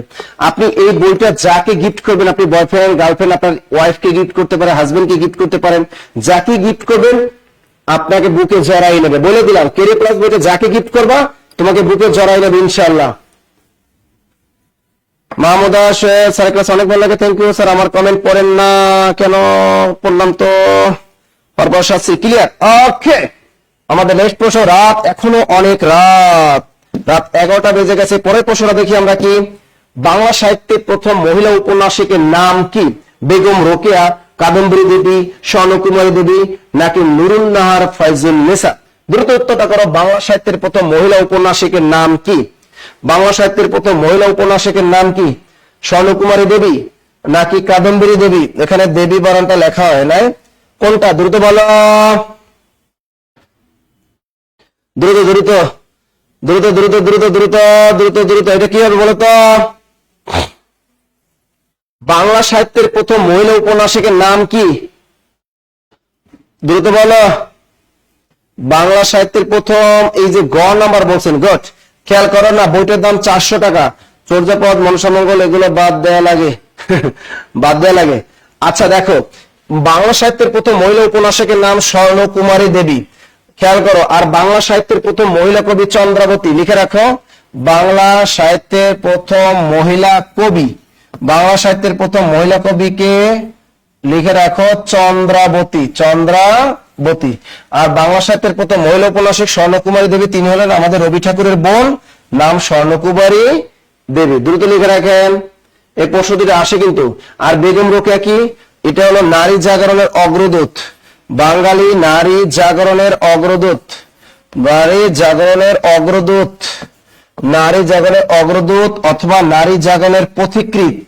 এই দুইটা জিনিস হলো আমাদের বেগম রোকেয়া। খেয়াল থাকে জানো, যদি পরীক্ষা আসে মুসলিম নারী জাগরণের অগ্রদূত কে, মুসলিম নারী জাগরণের পথিকৃৎ কে, যদি বলে বাঙালি নারী মুক্তি আন্দোলনের অগ্রদূত কে, বাঙালি নারী মুক্তি আন্দোলনের পথিকৃৎ কে, উত্তরটা হবে বেগম রোকেয়া। মনে রাখবেন, বেগম রোকেয়ার ক্ষেত্রে এই দুইটা উপাধি প্রযোজ্য। একটা হলো নারী জাগরণের অগ্রদূত, আর একটা হলো নারী জাগরণের পথিকৃৎ বা মুসলিম নারী জাগরণের অগ্রদূত অথবা মুসলিম নারী জাগরণের পথিকৃৎ কে? বেগম রোকেয়া। বেগম রোকেয়া। ক্লিয়ার? মনে থাকবে? ওকে ওকে ওকে। পরের প্রশ্নটা আমরা একটু ঝটপট চলে যাই। পরের প্রশ্ন দেখি। দেখো, চিকিৎসা শাস্ত্র কোন সমাস? 43তম একটা বিশেষ পরীক্ষার প্রশ্ন। চিকিৎসা শাস্ত্র কর্মধারায় বহুব্রী অব্যয়ভাব নাকি তৎপুরুষ সমাস? এটা কি হবে? কর্মধারায় বহুব্রী অব্যয়ভাব নাকি তৎপুরুষ সমাস? দ্রুত দ্রুত দ্রুত দ্রুত দ্রুত।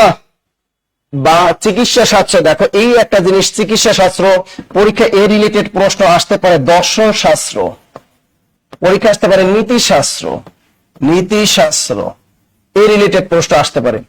দর্শন শাস্ত্র, নীতিশাস্ত্র, চিকিৎসা শাস্ত্র, এটা কোন সমাস? এটা আপনারা সবাই পারেন। এটা হলো, স্যার আশা করি আপনার বইটা খাদ্য অধিদপ্তর এবং এনএসআই সর্বোচ্চ ক্ষমতা। আরে ভাই, জব মেডিসিন হাইলাইটস গুলো যদি দেখুন, এখন এই যে দেখেন যারা প্রাইমারি কোর্সে ভর্তি হয়েছেন তাদের যে হাইলাইটসটা আমরা দিছি পুরো ঝাঁকা নাকা সব কমন পাবেন।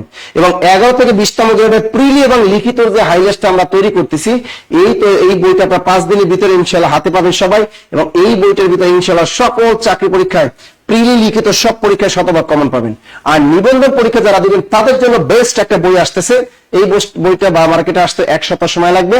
ইনশাআল্লাহ এই বইটা আপনারা ফ্রিতে পাবেন এবং এখান থেকে শতভাগ কমন পাবেন, নিশ্চিন্তে থাকবেন ইনশাআল্লাহ। এখন দেখো, চিকিৎসা শাস্ত্র এর ব্যাস বাক্য হলো চিকিৎসা বিষয়ক শাস্ত্র, চিকিৎসা বিষয়ক শাস্ত্র। তা চিকিৎসা বিষয়ক শাস্ত্র সমান চিকিৎসা শাস্ত্র, এটা হলো পূর্বপদ, এটা হলো পরপদ। এই মাঝখানের এই পদটা সমস্ত পদে আর নাই। তাই পূর্বপদ এবং পরপদের মাঝের পদটি যদি সমস্ত পদে লোপ পায় বা হারিয়ে যায়, সেটাকে আমরা বলি মধ্যপদলোপী কর্মধারায় সমাস। সুতরাং চিকিৎসা শাস্ত্র, দর্শন শাস্ত্র, নীতি শাস্ত্র এগুলো সবই হলো মধ্যপদলোপী কর্মধারায় সমাস। মধ্যপদলোপী কর্মধারায়, মধ্যপদলোপী কর্মধারায়। আর আপনারা জানেন আমরা কখনো পুরাতন বই এটা আপনাদেরকে প্রোভাইড করি না, কারণ প্রতি সপ্তাহে শুক্র শনিবার যে চাকরি পরীক্ষায় আমরা সবসময় আপনাদের শতভাগ কমনের আমরা চেষ্টা করি, যে কারণে আমরা সবসময় আপডেট জিনিসগুলো আমরা আপনাদেরকে হাতে পৌঁছে দিই। দেখবেন এই যে ক্যারিয়ার প্লাস বাংলা বইটা বাজারের ভিতরে সবচেয়ে আপডেট একটা বই, গত সপ্তাহে প্রকাশ পাইল এই বইটার সবচেয়ে আপডেট একটা বই। এটা 2025 সালের সকল চাকরি পরীক্ষার প্রশ্ন এখানে অ্যাড করা আছে, সবচেয়ে আপডেট একটা বই এটা। ওকে, আমাদের পরের প্রশ্নটা আমরা চলে যাই একটু ঝটপট। পেটে অনেক ক্ষুধা লাগছে, অনেক ক্ষুধা লাগছে। আমার আজকে কি যেন মুড়ি চানাচুর খেতে ইচ্ছে করছিল, কিন্তু পাই না, কেউ দেয় নাই আমার, বুঝছো? আমার না মুড়ি চানাচুর খেতে ইচ্ছে করছিল। কোনটি নাম ধাতুর উদাহরণ? চূড়ান্ত একটু বুদ্ধি শিখাইবে। কোনটি নাম ধাতুর উদাহরণ? খেয়াল করো, আমরা জানি ধাতু হলো 3 প্রকার, ধাতু 3 প্রকার। ক্রিয়াপদের মূল অংশকে বলা হয় ধাতু বা প্রকৃতি। পরীক্ষা কিন্তু আসে ক্রিয়াপদের মূল অংশকে বলে কি? বলে ধাতু বা প্রকৃতি। ক্রিয়াপদের মূল অংশকে বলে ধাতু বা প্রকৃতি। পরীক্ষায় অপশনে ধাতু আর প্রকৃতি দুইটা থাকলে ধাতুতে টিক দিবেন। কোথায় টিক দিবেন? ধাতুতে। আর যদি পূর্ণকালে অপশনে ধাতু না থাকে সেক্ষেত্রে আপনি প্রকৃতিতে টিক দিয়ে আসবেন। আর একটা পরীক্ষায় প্রশ্ন সেখান থেকে, ধাতু কত প্রকার? ধাতু হলো 3 প্রকার। ধাতু হলো 3 প্রকার। সেটা হলো মৌলিক ধাতু, সাধিত ধাতু, আর একটা হলো যৌগিক বা সংযোগমূলক ধাতু। এগুলো কিন্তু আমি প্রকৃতি প্রত্যয় ক্লাসে আপনাদের কিন্তু ধাতু চ্যাপ্টার আমি বিস্তারিত পড়িয়েছি। মৌলিক ধাতু কি, সাধিত ধাতু কি, যৌগিক বা সংযোগমূলক ধাতুটা কি। এখানে দেখো এই সাধিত ধাতুর ভিতরে আবার প্রকারভেদ আছে। সেখানে একটা আছে নাম ধাতু। নাম ধাতু নাম মানে নাউন, নাম ধাতু মানে নাউন, শর্ট কথা নাউন। নাউনের সাথে আ প্রত্যয় যুক্ত হবে। নাম ধাতু চেনার উপায় হলো, চোরামি বুদ্ধি দেখো, নাম ধাতু চেনার উপায় হলো নাউন, নাউন প্লাস আ প্রত্যয়। নাউনের সাথে কি যুক্ত থাকবে? নাউনের সাথে আ যুক্ত থাকবে। যেমন হাত, হাত একটা নাউন, এর সাথে যুক্ত থাকবে আ। হাত যোগ আ সমান সমান হাতা, এরকম বাক্য দিয়ে দেয়, এই তুমি হাতাচ্ছ কেন দুষ্ট, এখানে হাতা কোন ধাতুর উদাহরণ, বাক্যের ভিতরে যদি এরকম দিয়ে দেয় তুমি হাতাচ্ছ কেন, এই বাক্যে হাতা কোন ধাতুর উদাহরণ, এই বাক্যে হাতা হলো নাম ধাতুর উদাহরণ, কারণ মূল শব্দ হলো হাত, এর সাথে যুক্ত হলে সমান হাতা, এখান থেকে তৈরি হয়েছে হাতাচ্ছ, সুতরাং তুমি হাতাচ্ছ কেন, এই বাক্যে হাতা হলো নাম ধাতুর উদাহরণ। দেখো এখানে চল এটা একটা ভার, এটা কোনো নাউন না, সুতরাং উত্তর এটা হবে না। কর একটা ধাতু বা ভার, সুতরাং এটাও কিন্তু উত্তর হবে না। এখানে আছে বেতা, মূল শব্দ হলো বেত, মূল শব্দ কি, মূল শব্দ কিন্তু বেত যোগ সমান বেতা, এই বেত একটা নাউন। ছোটবেলা কিন্তু যখন আমরা প্রাইমারি হাই স্কুলে পড়েছি তখন কিন্তু টিচারদের হাতে বেতের মায়ের অনেকেই খেয়েছি, সুতরাং এই বেত একটা নাউন, এই নাউনের সাথে প্রত্যয় যুক্ত হলো, সুতরাং উত্তরটা হলো বেতা। পর এটা একটা ধাতু বা ভার, সুতরাং উত্তর ওটাও হবে না, সুতরাং উত্তরটা হবে বেতা। কোনটি নাম ধাতুর উদাহরণ, বেতা, বেতা, বেতা। ওরে আল্লাহ, মান্নাটা কি স্যার আপনার মেধার 10% আমার থাকতো তাহলে মনে হয় জব পেতাম, এটা কোনো কথা কও? আপডেট মানে নাসির স্যার, মামুনুল মাসুদ, খালিদ হাসান, আলু সিদ্ধ দিয়ে ডিম স্যার আমি মাত্র খাইলাম, তবে তরকারি দিয়ে মুড়ি, তরকারি দিয়ে মুড়ি খেতেও কিন্তু জোস লাগে তাই না, তরকারি দিয়েও কিন্তু মুড়ি বানানো খেতে জোস লাগে, এটা বেকারদের অনেক স্টাইলে খাওয়া যায়। বেকাররা আসলে যখন বেকার থাকে তখন সবকিছু টেস্ট লাগে, আলু ভর্তা ডাল দিয়ে ভাত খাইলেও টেস্ট লাগে, মরিচ ভর্তা দিয়ে ভাত খাইলেও টেস্ট লাগে, আর যখন টাকা হবে তোমাদের হাতে, যখন ব্র্যান্ডের চাকরি পাবা, তখন পোলাও মাংস খাইতেও ভালো লাগবে না, তখন পোলাও মাংস খেতেও ভালো লাগবে না। তার নাম ধাতুর উদাহরণ যদি পরীক্ষা আসে পারবা, যদি আবার আসে নাম ধাতুর উদাহরণ দেখবা একটা নাউন থাকবে, নাউনের সাথে প্রত্যয় যুক্ত থাকবে, ওয়াও, ওটাই হয়ে যাবে নাম ধাতুর উদাহরণ। Clear, clear, clear. আমি বলি জব মেডিসিনের একটা বিসিএস কোর্স করো, মাত্র 4000 টাকা দিয়া 48তম বিসিএস বা 39তম বিসিএস অনলাইন ব্যাচে ভর্তি হন, ইনশাআল্লাহ দেখবেন জীবনে অনেক কিছু শিখতে পারবেন, বিসিএস কভার হয়ে যাবে প্রিলি, একদম একদম প্রিলি কভার হয়ে যাবে আপনাদের, বাংলা, জিকে, ম্যাথ যা যা আছে সব 10টা সাবজেক্ট পুরো কভার হয়ে যাবে। আর অফলাইনে আমাদের সারা বাংলাদেশে যদি ভর্তি হন, এখন কিন্তু ডিসকাউন্ট চলতেছে প্রত্যেকটা শাখায় আমাদের 8200 টাকা, যেমন আমাদের শাখা দিনাজপুর শাখা, রংপুর শাখা, টাঙ্গাইল শাখা, আমাদের বগুড়া শাখা, জামালপুর শাখা, শেরপুর শাখা, ফরিদপুর শাখা, রাজবাড়ী শাখা, পটুয়াখালী শাখা, বরিশাল শাখা, এবং আমাদের হবিগঞ্জ শাখা, কক্সবাজার শাখা, এবং আমাদের মিরপুর 10, ফলপট্টি, এবং আরো আছে আমাদের খুলনা রয়্যাল মোড় শাখা, খুলনা দৌলতপুর শাখা, এই সমস্ত শাখায় আপনারা 50% ডিসকাউন্ট 8200 টাকা অফলাইনে ভর্তি হতে পারবেন। পরের প্রশ্নটা দেখি আমরা, পরের প্রশ্নটা দেখি শুদ্ধ বাক্য, শুদ্ধ বাক্য, শুদ্ধ বাক্য। তা নিয়মিত আপনার ক্লাস হয়, ওরে বাবা আমি তো ক্লাস নেই, গোস্তের ঝোল দিয়ে খেলে আমার ভালো লাগে, ওরে বাবার নুসরাত জাহান কত সুন্দর গোস্তের ঝোল দিয়ে খাবে, বাহ চমৎকার। স্যার বিসিএস কোর্স কতদিনের জন্য, বিসিএস কোর্স 1 বছর, এক বিসিএস থেকে আরেক বিসিএস এর জন্য পুরো 1 বছর আপনি বিসিএস এর কোর্সটা করতে পারবেন। এবার আসলে খাওয়াবো আপনাকে ঝালমুড়ি, মেহরুন মনি, কোথায় গেলে খাওয়াবো তুমি আমাকে বলো না, আমার ঝালমুড়ি খুব ফেভারিট। স্যার আমি নিয়মিত আপনার ক্লাস চাই, থ্যাংক ইউ। আব্দুর রহমান বাচ্চু, টাঙ্গাইল থেকে দেখছি। Mahmud Sohel, very good. Boss teacher Rumana Shishi, Sheikh Milon Ahmed, thank you. গাজীপুরের কোন শাখা আছে না, আমাদের গাজীপুরে কোনো শাখা নেই, বন্ধ করে দেন। আচ্ছা দেখো এখানে একটা চমৎকার একটা প্রশ্ন আমি দিয়ে দিই, শুদ্ধ বাক্য 9 কোনটি, এখানে বলছে শুদ্ধ বাক্য 9 বলছে, দেখেন চালাক 42তম বিসিএস পরীক্ষা বলছে শুদ্ধ বাক্য 9। আমরা প্রথম বাক্যটা দেখি, বিদ্যান হলো কোনো অহংকার নেই, এখানে বিদ্যান বানানটাও যেহেতু ঠিক আছে, সুতরাং এখানে আমরা কোনো কিছু ভুল দেখতেছি না, বলছে বিদ্যান হলো কোনো অহংকার নেই, এটি একটি সরল বাক্য, সুতরাং এটা একটা শুদ্ধ বাক্য, এটা হবে না, এটা একটা শুদ্ধ বাক্য, এটা উত্তর হবে না। ইস যদি পাখির মতো পাখা পেতাম তাহলে আমি উড়ে উড়ে তোমার কাছে চলে যেতাম, এই কথাকে যখন আমরা প্রেমের রোমান্টিক মুডে থাকি, রাত 12টার পর যখন চ্যাটিং কাজে ব্যস্ত থাকি, তখন কিন্তু অনেকেই আমরা বলি ইস বেবি আমি যদি তোমার কাছে আসতে পারতাম, ইস আমার যদি পাখির মতো ডানা থাকতো তাহলে আমি হুর হুর করে তোমার কাছে চলে আসতাম। এই যে দেখো ইস একটা এক্সক্লামেটরি সেন্টেন্স দিয়ে দিচ্ছে, যদি পাখির মতো পাখা পেতাম, জোস একটা বাক্য, কোনো ভুল নাই, এটা একটা শুদ্ধ বাক্য। আবার বলছে অকারণে ঋণ করিও না, এখানে অকারণে বানানটাও ঠিক আছে, ঋণ বানানটাও ঠিক আছে, শুধু করিও না কথাটা বলেছেন। এটা কিন্তু সাধু ভাষায় লেখা। কোন ভাষায়? সাধু ভাষায় লেখা। তা সাধু ও চলিত ভাষা আমরা একসাথে ব্যবহার করতে পারবো না, তাহলে বাক্য গুরুচন্দালী দোষে দুষ্ট হয়ে যাবে। এখানে অকারণে ঋণ করিও না, এটা হলো সাধু ও চলিত ভাষার মিশ্রণে গুরুচন্দালে দোষ হয়ে গেল। এটা শুদ্ধ বাক্য হবে অকারণে ঋণ করো না, অকারণে ঋণ করো না, বলা যাবে না অকারণে ঋণ করিও না। সুতরাং উত্তরটা কিন্তু এইটা, গ নাম্বার গ নাম্বার গ নাম্বার, যে শুদ্ধ বাক্য নয়, এটাই হবে উত্তর।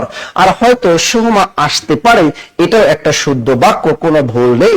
তাহলে এখানে অকারণে ঋণ করিও না, এটা শুদ্ধ বাক্য হবে অকারণে ঋণ করো না, অকারণে ঋণ করো না। ক্লিয়ার? কথা ক্লিয়ার? ক্লিয়ার পেরেছে সবাই? তোমরা হাসতেছো কেন? সিনথিয়া, সুরভি, সাবরিনা, মমতাজ, সুজা, তুমি হাসতেছো কেন? বেবি এত হাসো কেন বলো? আরিশা ইসলাম, তুমি হাসতেছো কেন? আমি কি হাসির কিছু বললাম নাকি? বলো না। বলেছি বলেছি বলেছি দুষ্ট? কিছুই তো বলিনি দুষ্ট। অপিনিহিতির উদাহরণ কোনটি? 41তম বিসিএস পরীক্ষার প্রশ্ন। এটা হলো ধ্বনি পরিবর্তনের উপর। ধ্বনি পরিবর্তনের বেসিক ক্লাস না জানলে আপনি বিসিএস ও পারবেন না, প্রাইমারি পারবেন না, 10 থেকে 20তম গ্রেডও পারবেন না, নিবন্ধনও পারবেন না। এখান থেকে ধ্বনি পরিবর্তনে একটা নম্বর আসে। এবার আপনাদেরকে শিখিয়ে দেবো সেই অপিনিহিতিটা কি। অপিনিহিতিটা কি সেটা আপনাদের একটু শিখিয়ে দিই ঝটপট। অপিনিহিতি, দেখো পিছনে কোনো রস্বই বা রস্য যদি আগে উচ্চারিত হয় তাহলে তাকে আমরা অপিনিহিত বলি। সবসময় মাথার ভিতরে গেঁথে রাখবেন, অপিনিহিতি মানে রস্বই আর একটা রস্যু, রস্বই আর একটা কি রস্যু, এটা হলো অপিনিহিতি। শোনো না, এবার আমি আমাদের হবিগঞ্জ শাখায় ক্লাস নিতে গেলাম না, গতকাল হবিগঞ্জ শাখার স্টুডেন্টরা এটাকে কি বলে জানো? অনুষ্কার। আমি এটাকে বলি অনুসার, আর ওই ফুরিরা কি বলে জানেন? হবিগঞ্জের ফুরিরা বলে স্যার এটা হলো অনুষ্কার। আমি কি অনুষ্কার কি? এটাকে আমরা অনুষ্কার বলি। এটাকে আমরা কি বলি? অনুষ্কার বলি। আসলে এটা কি? অনুসার, তারা বলে অনুষ্কার। কি বলে? অনুষ্কার। আচ্ছা দেখো, অপিনিহিতির উদাহরণ কোনটি?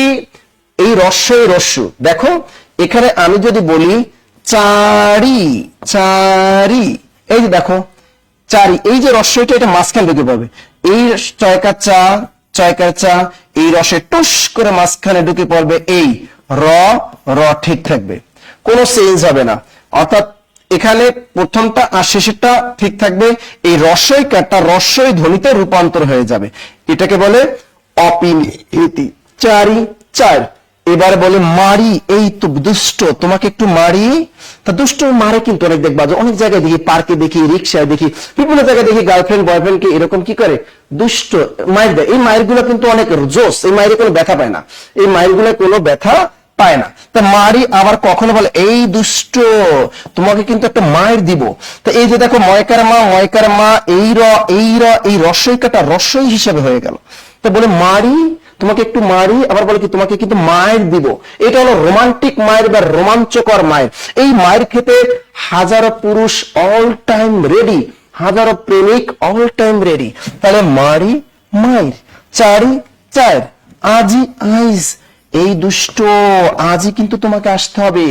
তারপর বলো আইজ, তোমাকে আসতে হবে। আইজি কে আসবো? হ্যাঁ, এই যে আ, আ, জ, জ, হ্যাঁ তোমাকে কিন্তু আইজ আসতে হবে। তাহলে আজি, আয়, চারি, চার, মারি, মায়ের, এগুলো কিসের উদাহরণ? অপিনিহিতি, অপিনিহিতি। ক্লিয়ার? এবার দেখো রস্যইকে দিয়ে দিলাম এবং রস্যুকা দিয়ে দেখো আশু, আশু, এই রস্যকাটা রস্যু হয়ে যাবে। স্বরে আ, এই রস্যকাটা মাঝখানে ঢুকে পড়বে, তালবস্যটা শেষে চলে যাবে। আশু, আউশ। আর একটা উদাহরণ দিতে পারি সাধু, সাধু, এই পাশে গেলে হবে সাউধ, এই রস্যকাটা মাঝখানে ঢুকে পড়বে। ক্লিয়ার সবাই? মনে থাকবে, মনে থাকবে। কথা কর না স্যার, আমি খাইছি মায়ের। রতন বমন, তোমাকে তোমার গার্লফ্রেন্ড মার দিছে? হায় হায় হায়, ফারজানা মিমি মারি মায়ের। স্যার ভালোবাসার মায়ের যে ভালোবাসার মায়ের ভিতর রোমান্টিক আছে। যদি মায়ের মতো মারা যায় তাহলে সব মায়ের ভিতরে কি আছে? রোমান্টিকতা আছে। দ্রুত অপিনিহিতিটা ক্লিয়ার কিনা বলো তো?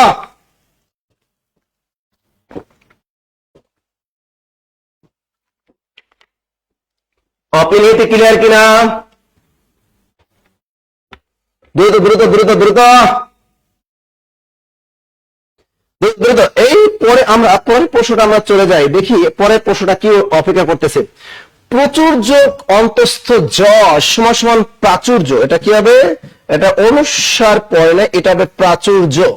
তা প্রাচুর্য কোন প্রত্যয় যোগে গঠিত শব্দ? একটু খেয়াল করো, মনে রাখবা। চোরারে বুদ্ধি শিখাই দিই। কৃত প্রত্যয় যুক্ত হয় কার সাথে? কৃত প্রত্যয় যুক্ত হয় ভার্বের সাথে। চোরামে বুদ্ধি, কৃত প্রত্যয় যুক্ত হয় ভার্বের সাথে, আর তদ্ধিত প্রত্যয় যুক্ত হয় নাউনের সাথে। তদ্ধিত প্রত্যয় যুক্ত হয় কার সাথে? তদ্ধিত প্রত্যয় মানে নাউন। তাই খেয়াল করো, তদ্ধিত প্রত্যয় মানে নাউন, আর কৃত প্রত্যয় মানে কি? ভার্ব। কথা ক্লিয়ার? কৃত প্রত্যয় মানে কি? ভার্ব। তদ্ধিত প্রত্যয় মানে হলো নাউন। নাউন মানে কি? যে ওয়ার্ড দ্বারা কোনো কাজ করা বুঝায় না, অর্থাৎ কোনো কিছু নামকে নাউন বলে। আর যে ওয়ার্ড দ্বারা কোনো কাজ করা বুঝায় সেটাকে বলে ভার্ব। তো এখানে দেখো প্রাচুর্য, আমরা নিয়মটা জানি, কোন শব্দের শেষে যদি অন্তস্থ জ থাকে অথবা জ ফলা থাকে, কোন শব্দের শেষে যদি অন্তস্থ জ অথবা জ ফলা থাকে, তাহলে প্রত্যয় হিসেবে সেখানে অন্তস্থ জ বসাতে হয়। যেমন প্রাচুর্য, যেমন প্রাচুর্য, এখানে মূল শব্দ হলো প্রচুর। প্রচুর, প্রচুর যোগ জ, যেহেতু জ আছে, প্রচুর যোগ জ সমান সমান প্রাচুর্য। দেখো এখানে প্রচুর, এটা নাউন নাকি ভার্ব? এই প্রচুর হলো এটা নাউন। সুতরাং নাউন যুক্ত কার সাথে? তদ্ধিত প্রত্যয় মানে নাউন। সুতরাং উত্তরটা 100% তদ্ধিত প্রত্যয়, তদ্ধিত প্রত্যয়, তদ্ধিত প্রত্যয়। কি সহজ না? একদম সহজ, একদম একদম একদম সহজ। সুতরাং প্রচুর যোগ জ সমান সমান প্রাচুর্য। এরকম এরকম তোমার আসতে পারে গাম্ভীর্য। কি আসতে পারে? গাম্ভীর্য। বেসিক ক্লাস করতে হবে কিন্তু ভাইয়ারা। মূল শব্দ হলো গম্ভীর যোগ অন্তস্থ জ সমান সমান গাম্ভীর্য। লিখেছ? লিখেছ? বেসিক বেসিক প্রকৃতি প্রত্যয় ক্লাসে কিন্তু বেসিক ক্লাসটা করাই দেবো আপনাদের, টেনশন আর কোনো কারণ নেই। ওয়াও, আমি কোথায় পাবো তারে আমার মনের মানুষ যে। এই গানটির রচয়িতা কে? আব্দুল গাফফার চৌধুরী, লতিফ সরকার, গগন হরকারা। গগন হরকারা, এটা হবে গগন হরকারা, গগন হরকারা। দ্রুত বলো, ক্লাসটা শেষ করব। গগন হরকারা, মদন মোহন সরকার। দ্রুত বলো, ক্লাস কি শেষ করে দিব? কথা বলো, ক্লাস কি শেষ করে দিব? অনেক রাত হয়েছে, ক্লাস কি শেষ করে দিব? স্যার প্রকৃতি প্রত্যয় নিয়ে অনেক সমস্যা। আরে না, কিসের সমস্যা? যারা বিশেষ করছে পেইড বেজে প্রাইমারিতে নিবন্ধনে 10 থেকে 20 থেকে যারা ভর্তি আছেন, খাদ্য অধিদপ্তর নিয়োগ করছে, ভর্তি আছেন, তারা জিজ্ঞেস করে দেখেন, পানির মতো। জব মেডিসিনে স্যারদের ক্লাস করবে, সবকিছুই পানি পানি লাগবে, পানি পানি। দেখো, আমি কোথায় পাবো তারে আমার মনের মানুষ জেরে। মানুষ যদি ভাবতো যে এই জায়গাটায় গেলে তার মনের মানুষটিকে পাওয়া যাবে, মানুষ কিন্তু সেই জায়গায় ছুটে যেত, হোক সে নারী হোক সে পুরুষ। যেখানে হোক, যদি কোনো পুরুষ সন্ধান পেত তার মনের মানুষটা অমুক জায়গায় আছে, তাহলে সে কিন্তু ছুটে যেত ওই জায়গাটায়। কোনো নারীও যদি জানতো তার মনের মানুষটা অমুক জায়গায় আছে, সেখানে কিন্তু ছুটে যেত। এই একটা বাউল গানের একটা বিখ্যাত সুর, আমি কোথায় পাবো তারে আমার মনের মানুষ জেরে, এটি হলো গগন হরকারার একটা বিখ্যাত গান। এই গানের অনুকরণে আমাদের রবি ঠাকুর, যিনি আমাদের জাতীয় সঙ্গীতটি তিনি রচনা করেছেন। পরীক্ষা আসতে পারে এই যে আমাদের জাতীয় সঙ্গীত কার গানের অনুকরণে বা সুরে তৈরি করা হয়েছে, সেটা হলো এই গগন হরকারের বিখ্যাত একটি গান, আমি কোথায় পাবো তারে আমার মনের মানুষ জেরে। এই গানটার অনুকরণে কিন্তু আমাদের জাতীয় সঙ্গীতটা রচনা করা হয়েছে, তাই না? স্যার অফলাইনে মিরপুরে ভর্তি হবে? হ্যাঁ, অফলাইনে মিরপুরে ভর্তি হতে পারবা, অফলাইনে মিরপুরে ভর্তি হতে পারবেন ইনশাল্লাহ, ইনশাল্লাহ, ইনশাল্লাহ। অফলাইনে মিরপুরে, শোনেন, ঢাকার মিরপুরে এসে যদি 6 মাস থাকতে পারেন, 6 মাস থাকতে পারলে আপনি নিশ্চিত আপনার একটা জব হয়ে যাবে। 6 মাস হাতে নিয়ে যদি ঢাকা এসে যদি পড়াশোনা করতে পারেন, মিরপুরে এসে থেকে সকাল 9টা থেকে রাত 9টা পর্যন্ত লাইব্রেরিতে পড়তে পারেন, আর আমাদের ক্লাসগুলো পড়তে পারেন, নিয়মিত এক্সাম গুলো দিতে পারতেন, চাকরি একটা নিয়ে বাড়ি যাইতে পারবেন, এটা নিশ্চিত থাকেন ইনশাল্লাহ। ক্লিয়ার? ক্লিয়ার? স্যার শ্রীকৃষ্ণ কীর্তন পড়া না, গতকাল আমি শ্রীকৃষ্ণ কীর্তন পড়াইছিলাম কোথায় জানো? আমাদের জব মেডিসিন হবিগঞ্জ শাখায়। এই জব হবিগঞ্জ শাখায় গতকাল আমি অনেক স্টুডেন্ট উপস্থিত ছিল। আমি শ্রীকৃষ্ণ কীর্তন কাব্যটা একদম 13টা খণ্ড বুঝিয়ে দিয়েছিলাম। তবে সিলেটের ডিভিশনে মানুষ, হবিগঞ্জের মেয়েরা অনেক রোমান্টিক, ছেলেরা অনেক রোমান্টিক, অনেক হেল্প করেছে যে স্যার আপনি পড়ান, কোনো সমস্যা নেই। আকাশে প্রচন্ড মেঘ করতেছিল, আকাশে বজ্রপাত হচ্ছিল, একদম চারদিক কালো মেঘে অন্ধকার হয়ে গেছিল। কিছুক্ষণ পরে রিমঝিম বৃষ্টি শুরু হয়েছিল। অমনি আমরা শুরু করে দিয়েছিলাম সেই শ্রীকৃষ্ণ কীর্তন কাব্যের 13টা খণ্ডের কাহিনী। আমার স্টুডেন্টরা পুরো ক্লাসটা মনোযোগ সহকারে ওরা শুনছে। রিয়েলি গতকাল আমি শ্রীকৃষ্ণ কীর্তন ক্লাসটা নিয়ে হবিগঞ্জে অনেক মজা পেয়েছি, স্টুডেন্টরা অনেক মজা পেয়েছে, আবহাওয়াটাও ছিল ওই রকম।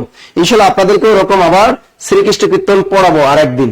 এবারে প্রশ্ন আসছে, বাংলা ভাষার উদ্ভব হয়েছে এই লাস্ট প্রশ্ন এটা খাদ্য অধিদপ্তর নিয়ে পরীক্ষা আসছে। দেখো 2022 সালে খাদ্য অধিদপ্তর নিয়ে পরীক্ষা আসছে, বাংলা ভাষার উদ্ভব হয়েছে কোন ভাষা থেকে? খাদ্য অধিদপ্তর নিয়ে পরীক্ষা 2022 সালে আসছে। এটা বঙ্গ কামরূপী, প্রাকৃত ভাষা, অনার্য ভাষা নাকি দেশি ভাষা? বলতো। আমাদের এখানে থাকার ব্যবস্থা, ইয়াসিন আরাফাত, আমাদের এখানে থাকার ব্যবস্থা বলতে এখানে অনেক স্টুডেন্ট আছে, তাদের সাথে কথা বললে তুমি মেসে থাকতে পারবা। আচ্ছা এটা কি হবে বলতো? দেখো এই উত্তরটা অনেকে বঙ্গ কামরূপী দিবে, উত্তরটা হবে প্রাকৃত ভাষা, শুদ্ধ উত্তর হবে প্রাকৃত ভাষা। ভালো করে খেয়াল রাখো, আমাদের এইটা দেখো, আমি বারবার বলি, আমাদের একটা মূল কাল্পনিক ভাষার নাম ইন্দো ইউরোপীয়। এই ইন্দো ইউরোপীয় একটা ভাষা বংশ, এখান থেকে একটা আসছে ইন্দো ইরানীয়। এটা কিন্তু নবম দশম শ্রেণীর নতুন বোর্ড বই 2025 বইটা দেয়া আছে। দেখো ইন্দো ইরানীয়, এরপর আসছে ভারতীয় আর্য। দেখো কিভাবে বাংলা ভাষাটা আসছে, এরপর আসছে ভারতীয় আর্য। এখান থেকে একটা ভাষা জন্ম লাভ করলো প্রাকৃত ভাষা। ভাষাটার নাম কি? প্রাকৃত ভাষা। এই প্রাকৃত ভাষা থেকে দুটো ভাষা জন্ম লাভ করলো, একটা আমাদের বাংলা ভাষা আর একটা আসছে আমাদের অসমিয়া ভাষা। সিলেটের ওই পার আসাম অঞ্চলের ভাষা অসমিয়া। তাহলে বাংলা ভাষার উৎপত্তি হয়েছে কোথা থেকে? এই প্রাকৃত ভাষা থেকে। উত্তরটা হবে প্রাকৃত ভাষা।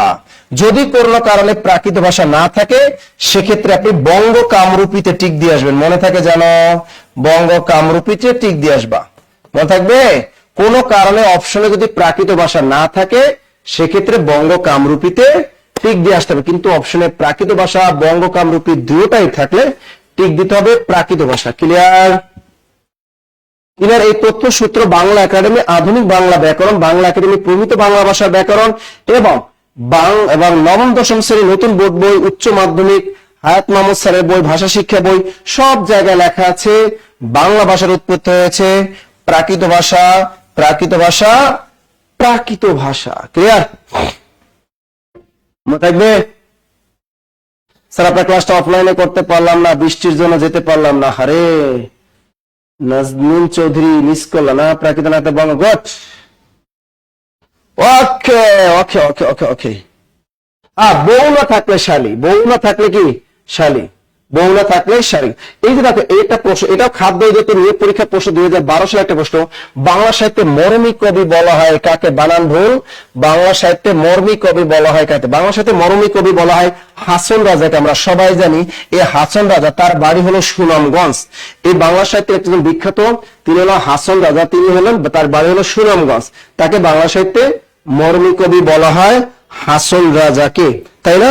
নেশা লাগিল বাঁকাতে নয়নে নেশা লাগিল, তার বিখ্যাত গান নেশা লাগিল, তাই না? নেশা লাগিল। আরো একটা গান আছে কি জানো? এই হাছন রাজা আরো একটা বিখ্যাত গান আছে, ভুলে গেছি, এখনো অনেক রাত হয়ে গেছে তো গানটা ভুলে গেছি। নেশা লাগিলেরও একটা গান আমার মনে আছে। আর একটা গান জানি কি তোমরা বলো তো? খেয়াল করো, এই যে আজকে যে আমরা ক্লাসগুলো করলাম, সবাইকে অসংখ্য ধন্যবাদ। আর সবাইকে বলি, যারা বিশেষ পরীক্ষা 48তম পরীক্ষা দিবেন, 49তম পরীক্ষা দিবেন, এই 48 অথবা 49তম বিশেষ পরীক্ষা যারা দিবেন, তাদেরকে বলি, তাদের আমাদের অফলাইন যদি আপনি ভর্তি হন, সারা বাংলাদেশের সকল শাখায় আপনি 8,000 টাকায় আপনি অফলাইনে ভর্তি হতে পারবেন। আর আপনি যদি মনে করেন আপনার এলাকায় জব মেডিসিনের শাখা নেই, সেক্ষেত্রে আপনি অনলাইনে মাত্র 4,000 টাকা দিয়ে আপনি কি করতে পারবেন?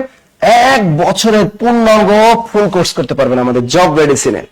এরপর যদি মনে করেন যে স্যার আমি একটা খাদ্য অধিদপ্তরের পরীক্ষা দিব, খাদ্য অধিদপ্তরে একটা কোর্স করব, খাদ্য অধিদপ্তর, আচ্ছা খাদ্য অধিদপ্তর পরে শিখি আমরা যদি প্রাইমারি একটা ফাউন্ডেশন কোর্স করি, প্রাইমারি একটা ফাউন্ডেশন কোর্স যদি করি আমরা, তাহলে এটা বেসিক থেকে একদম প্রাইমারি বেসিক থেকে যদি একটা কোর্স করি, তাহলে আমাদের অফলাইন যদি করি আমাদের সারা বাংলাদেশের সকল শাখায় অফলাইনে আপনাকে এটা নিবে 6,000 টাকা, 8,000 টাকা থেকে 2,000 টাকা মাইনাস 6,000 টাকা ভর্তি হতে পারবেন। আর এটা যদি আপনি অনলাইনে সারা বাংলাদেশে আমাদের করেন, অনলাইনে করতে পারবেন মাত্র 1,550 টাকায়। আর এর সাথে কিন্তু লেকচার শিট গাইড বই একদম ফ্রি, আপডেট একদম গত সপ্তাহে প্রকাশ পেয়েছে লেকচার শিট হাইলাইটস একদম ফ্রি, বইগুলো হাইলাইটস সবই ফ্রি। এবার দেখেন আপনি যদি আমাদের কোনো 10 থেকে 20তম গ্রেড কোন কোর্সে ভর্তি হন, প্রিলি প্লাস লিখিত যে কোনো কোর্সে যদি ভর্তি হন, তাহলে অবশ্যই আপনাকে অফলাইনে পে করতে হবে 6,000 টাকা এবং অনলাইনে 1,550 টাকা। সেম জিনিস আপনি যদি নিবন্ধন কোর্সে ভর্তি হন, 19তম নিবন্ধন কোর্সে, সেক্ষেত্রে আমাদের same course fee, same course fee, same course fee. আর যদি স্পেশাল খাদ্য অধিদপ্তর যদি কেউ ক্লাস করতে চান, আমাদের 2.5 মাসের একটা কোর্স খাদ্য অধিদপ্তরের কোর্স, আর এই কোর্সটার কোর্স ফি হলো মাত্র 600 টাকা, মাত্র 600 টাকা। আর অফলাইনে যদি করতে চান মাত্র 3,000 টাকা। ওকে, তা এই 600 টাকায় অনলাইনে আপনি বাংলাদেশের যে কোনো প্রান্তে খাদ্য অধিদপ্তরের শতভাগ কমনের জন্য এই কোর্সটা আপনি করতে পারবেন। লোকে বলে বলে রে ঘর বাড়ি ভালা নাই আমার, এবার মনে পড়েছে, লোকে বলে বলে রে ঘর বাড়ি ভালা নাই আমার। হ্যাঁ, একা পাখি গানটা প্রেজেন্ট, ভেরি গুড। আয়না দিয়ে চাইয়ে দেখি পাকড়া চুল আমার, লোকে বলে বলে রে ঘর বাড়ি ভালা নাই। বাহ, দেলোয়ার হোসেন ফৌজ, বাহ, nice class, thank you sir. 25/4/2025 আমি ভর্তি হয়েছি, এখনো আমার কোনো লেকচার শিট পাইনি। কোনো টেনশন নেওয়ার কোনো কারণ নাই, তুমি আমাদের হটলাইন নাম্বারে কল দাও। তো আমাদের হটলাইন নাম্বারটা আমি একটু লিখে দিচ্ছি আপনাদেরকে, হটলাইন নাম্বারটা একটু লিখে দিচ্ছি। আমাদের হটলাইন নাম্বারটা দেখো অনেক লেখা আছে, আমাদের হটলাইন নাম্বারটা আবার বলে দিচ্ছি। Hotline number 01901 0190151950। এই যে হটলাইন নাম্বারে হোয়াটসঅ্যাপ নাম্বার, এগুলো কিন্তু আমাদের হোয়াটসঅ্যাপ নাম্বার আছে, একদম হোয়াটসঅ্যাপে আপনি কল দিয়ে আপনি ভর্তি কার্যক্রম সম্পন্ন করতে পারবেন। কার কোন প্রশ্ন আছে? সোনা বন্দি আমার দিওয়ানা বানাইলে, বাহ সাবিনা মমতাজ, সুন্দর একটা। পাগল মন, মন রে মন কেন এত কথা বলে, এইখান থেকে হাসুন আজাদ, পাগল মন, মন রে মন কেন এত কথা বলে, আমি এটা জানি না, তবে এটা জানি যে সোনা বন্দে আমারে দিওয়ানা বানাইলে এটা হাসন রাজার গান।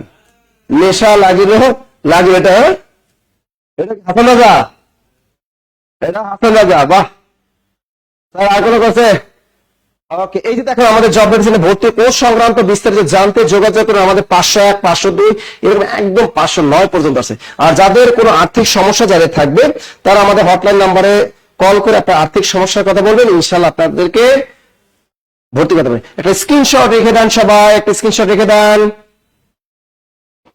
এতক্ষণ যারা কষ্ট করে আমাদের ক্লাসটা করলে সবাইকে অসংখ্য ধন্যবাদ, অসংখ্য ধন্যবাদ। সবসময় জব মেডিসিনের সাথে থাকবেন, ইনশাআল্লাহ একটা কিছু হবে। বিশেষ ক্যাডার না হয় একজন শিক্ষক হতে পারবেন, না হয় একজন সরকারি অফিসার হতে পারবেন। যারা তখন আমাদের সাথে ছিলেন সবাইকে অসংখ্য ধন্যবাদ। ভালো থাকবেন, সুস্থ থাকবেন, জব মেডিসিনের সাথে থাকবেন। দেখা হবে ইনশাআল্লাহ আগামীকাল সবার সাথে। এই শুভকামনায় আজকের মতো বিদায় নিচ্ছি। আল্লাহ হাফেজ। এসি বন্ধ আছে, মেবি এসি বন্ধ অবশ্যই।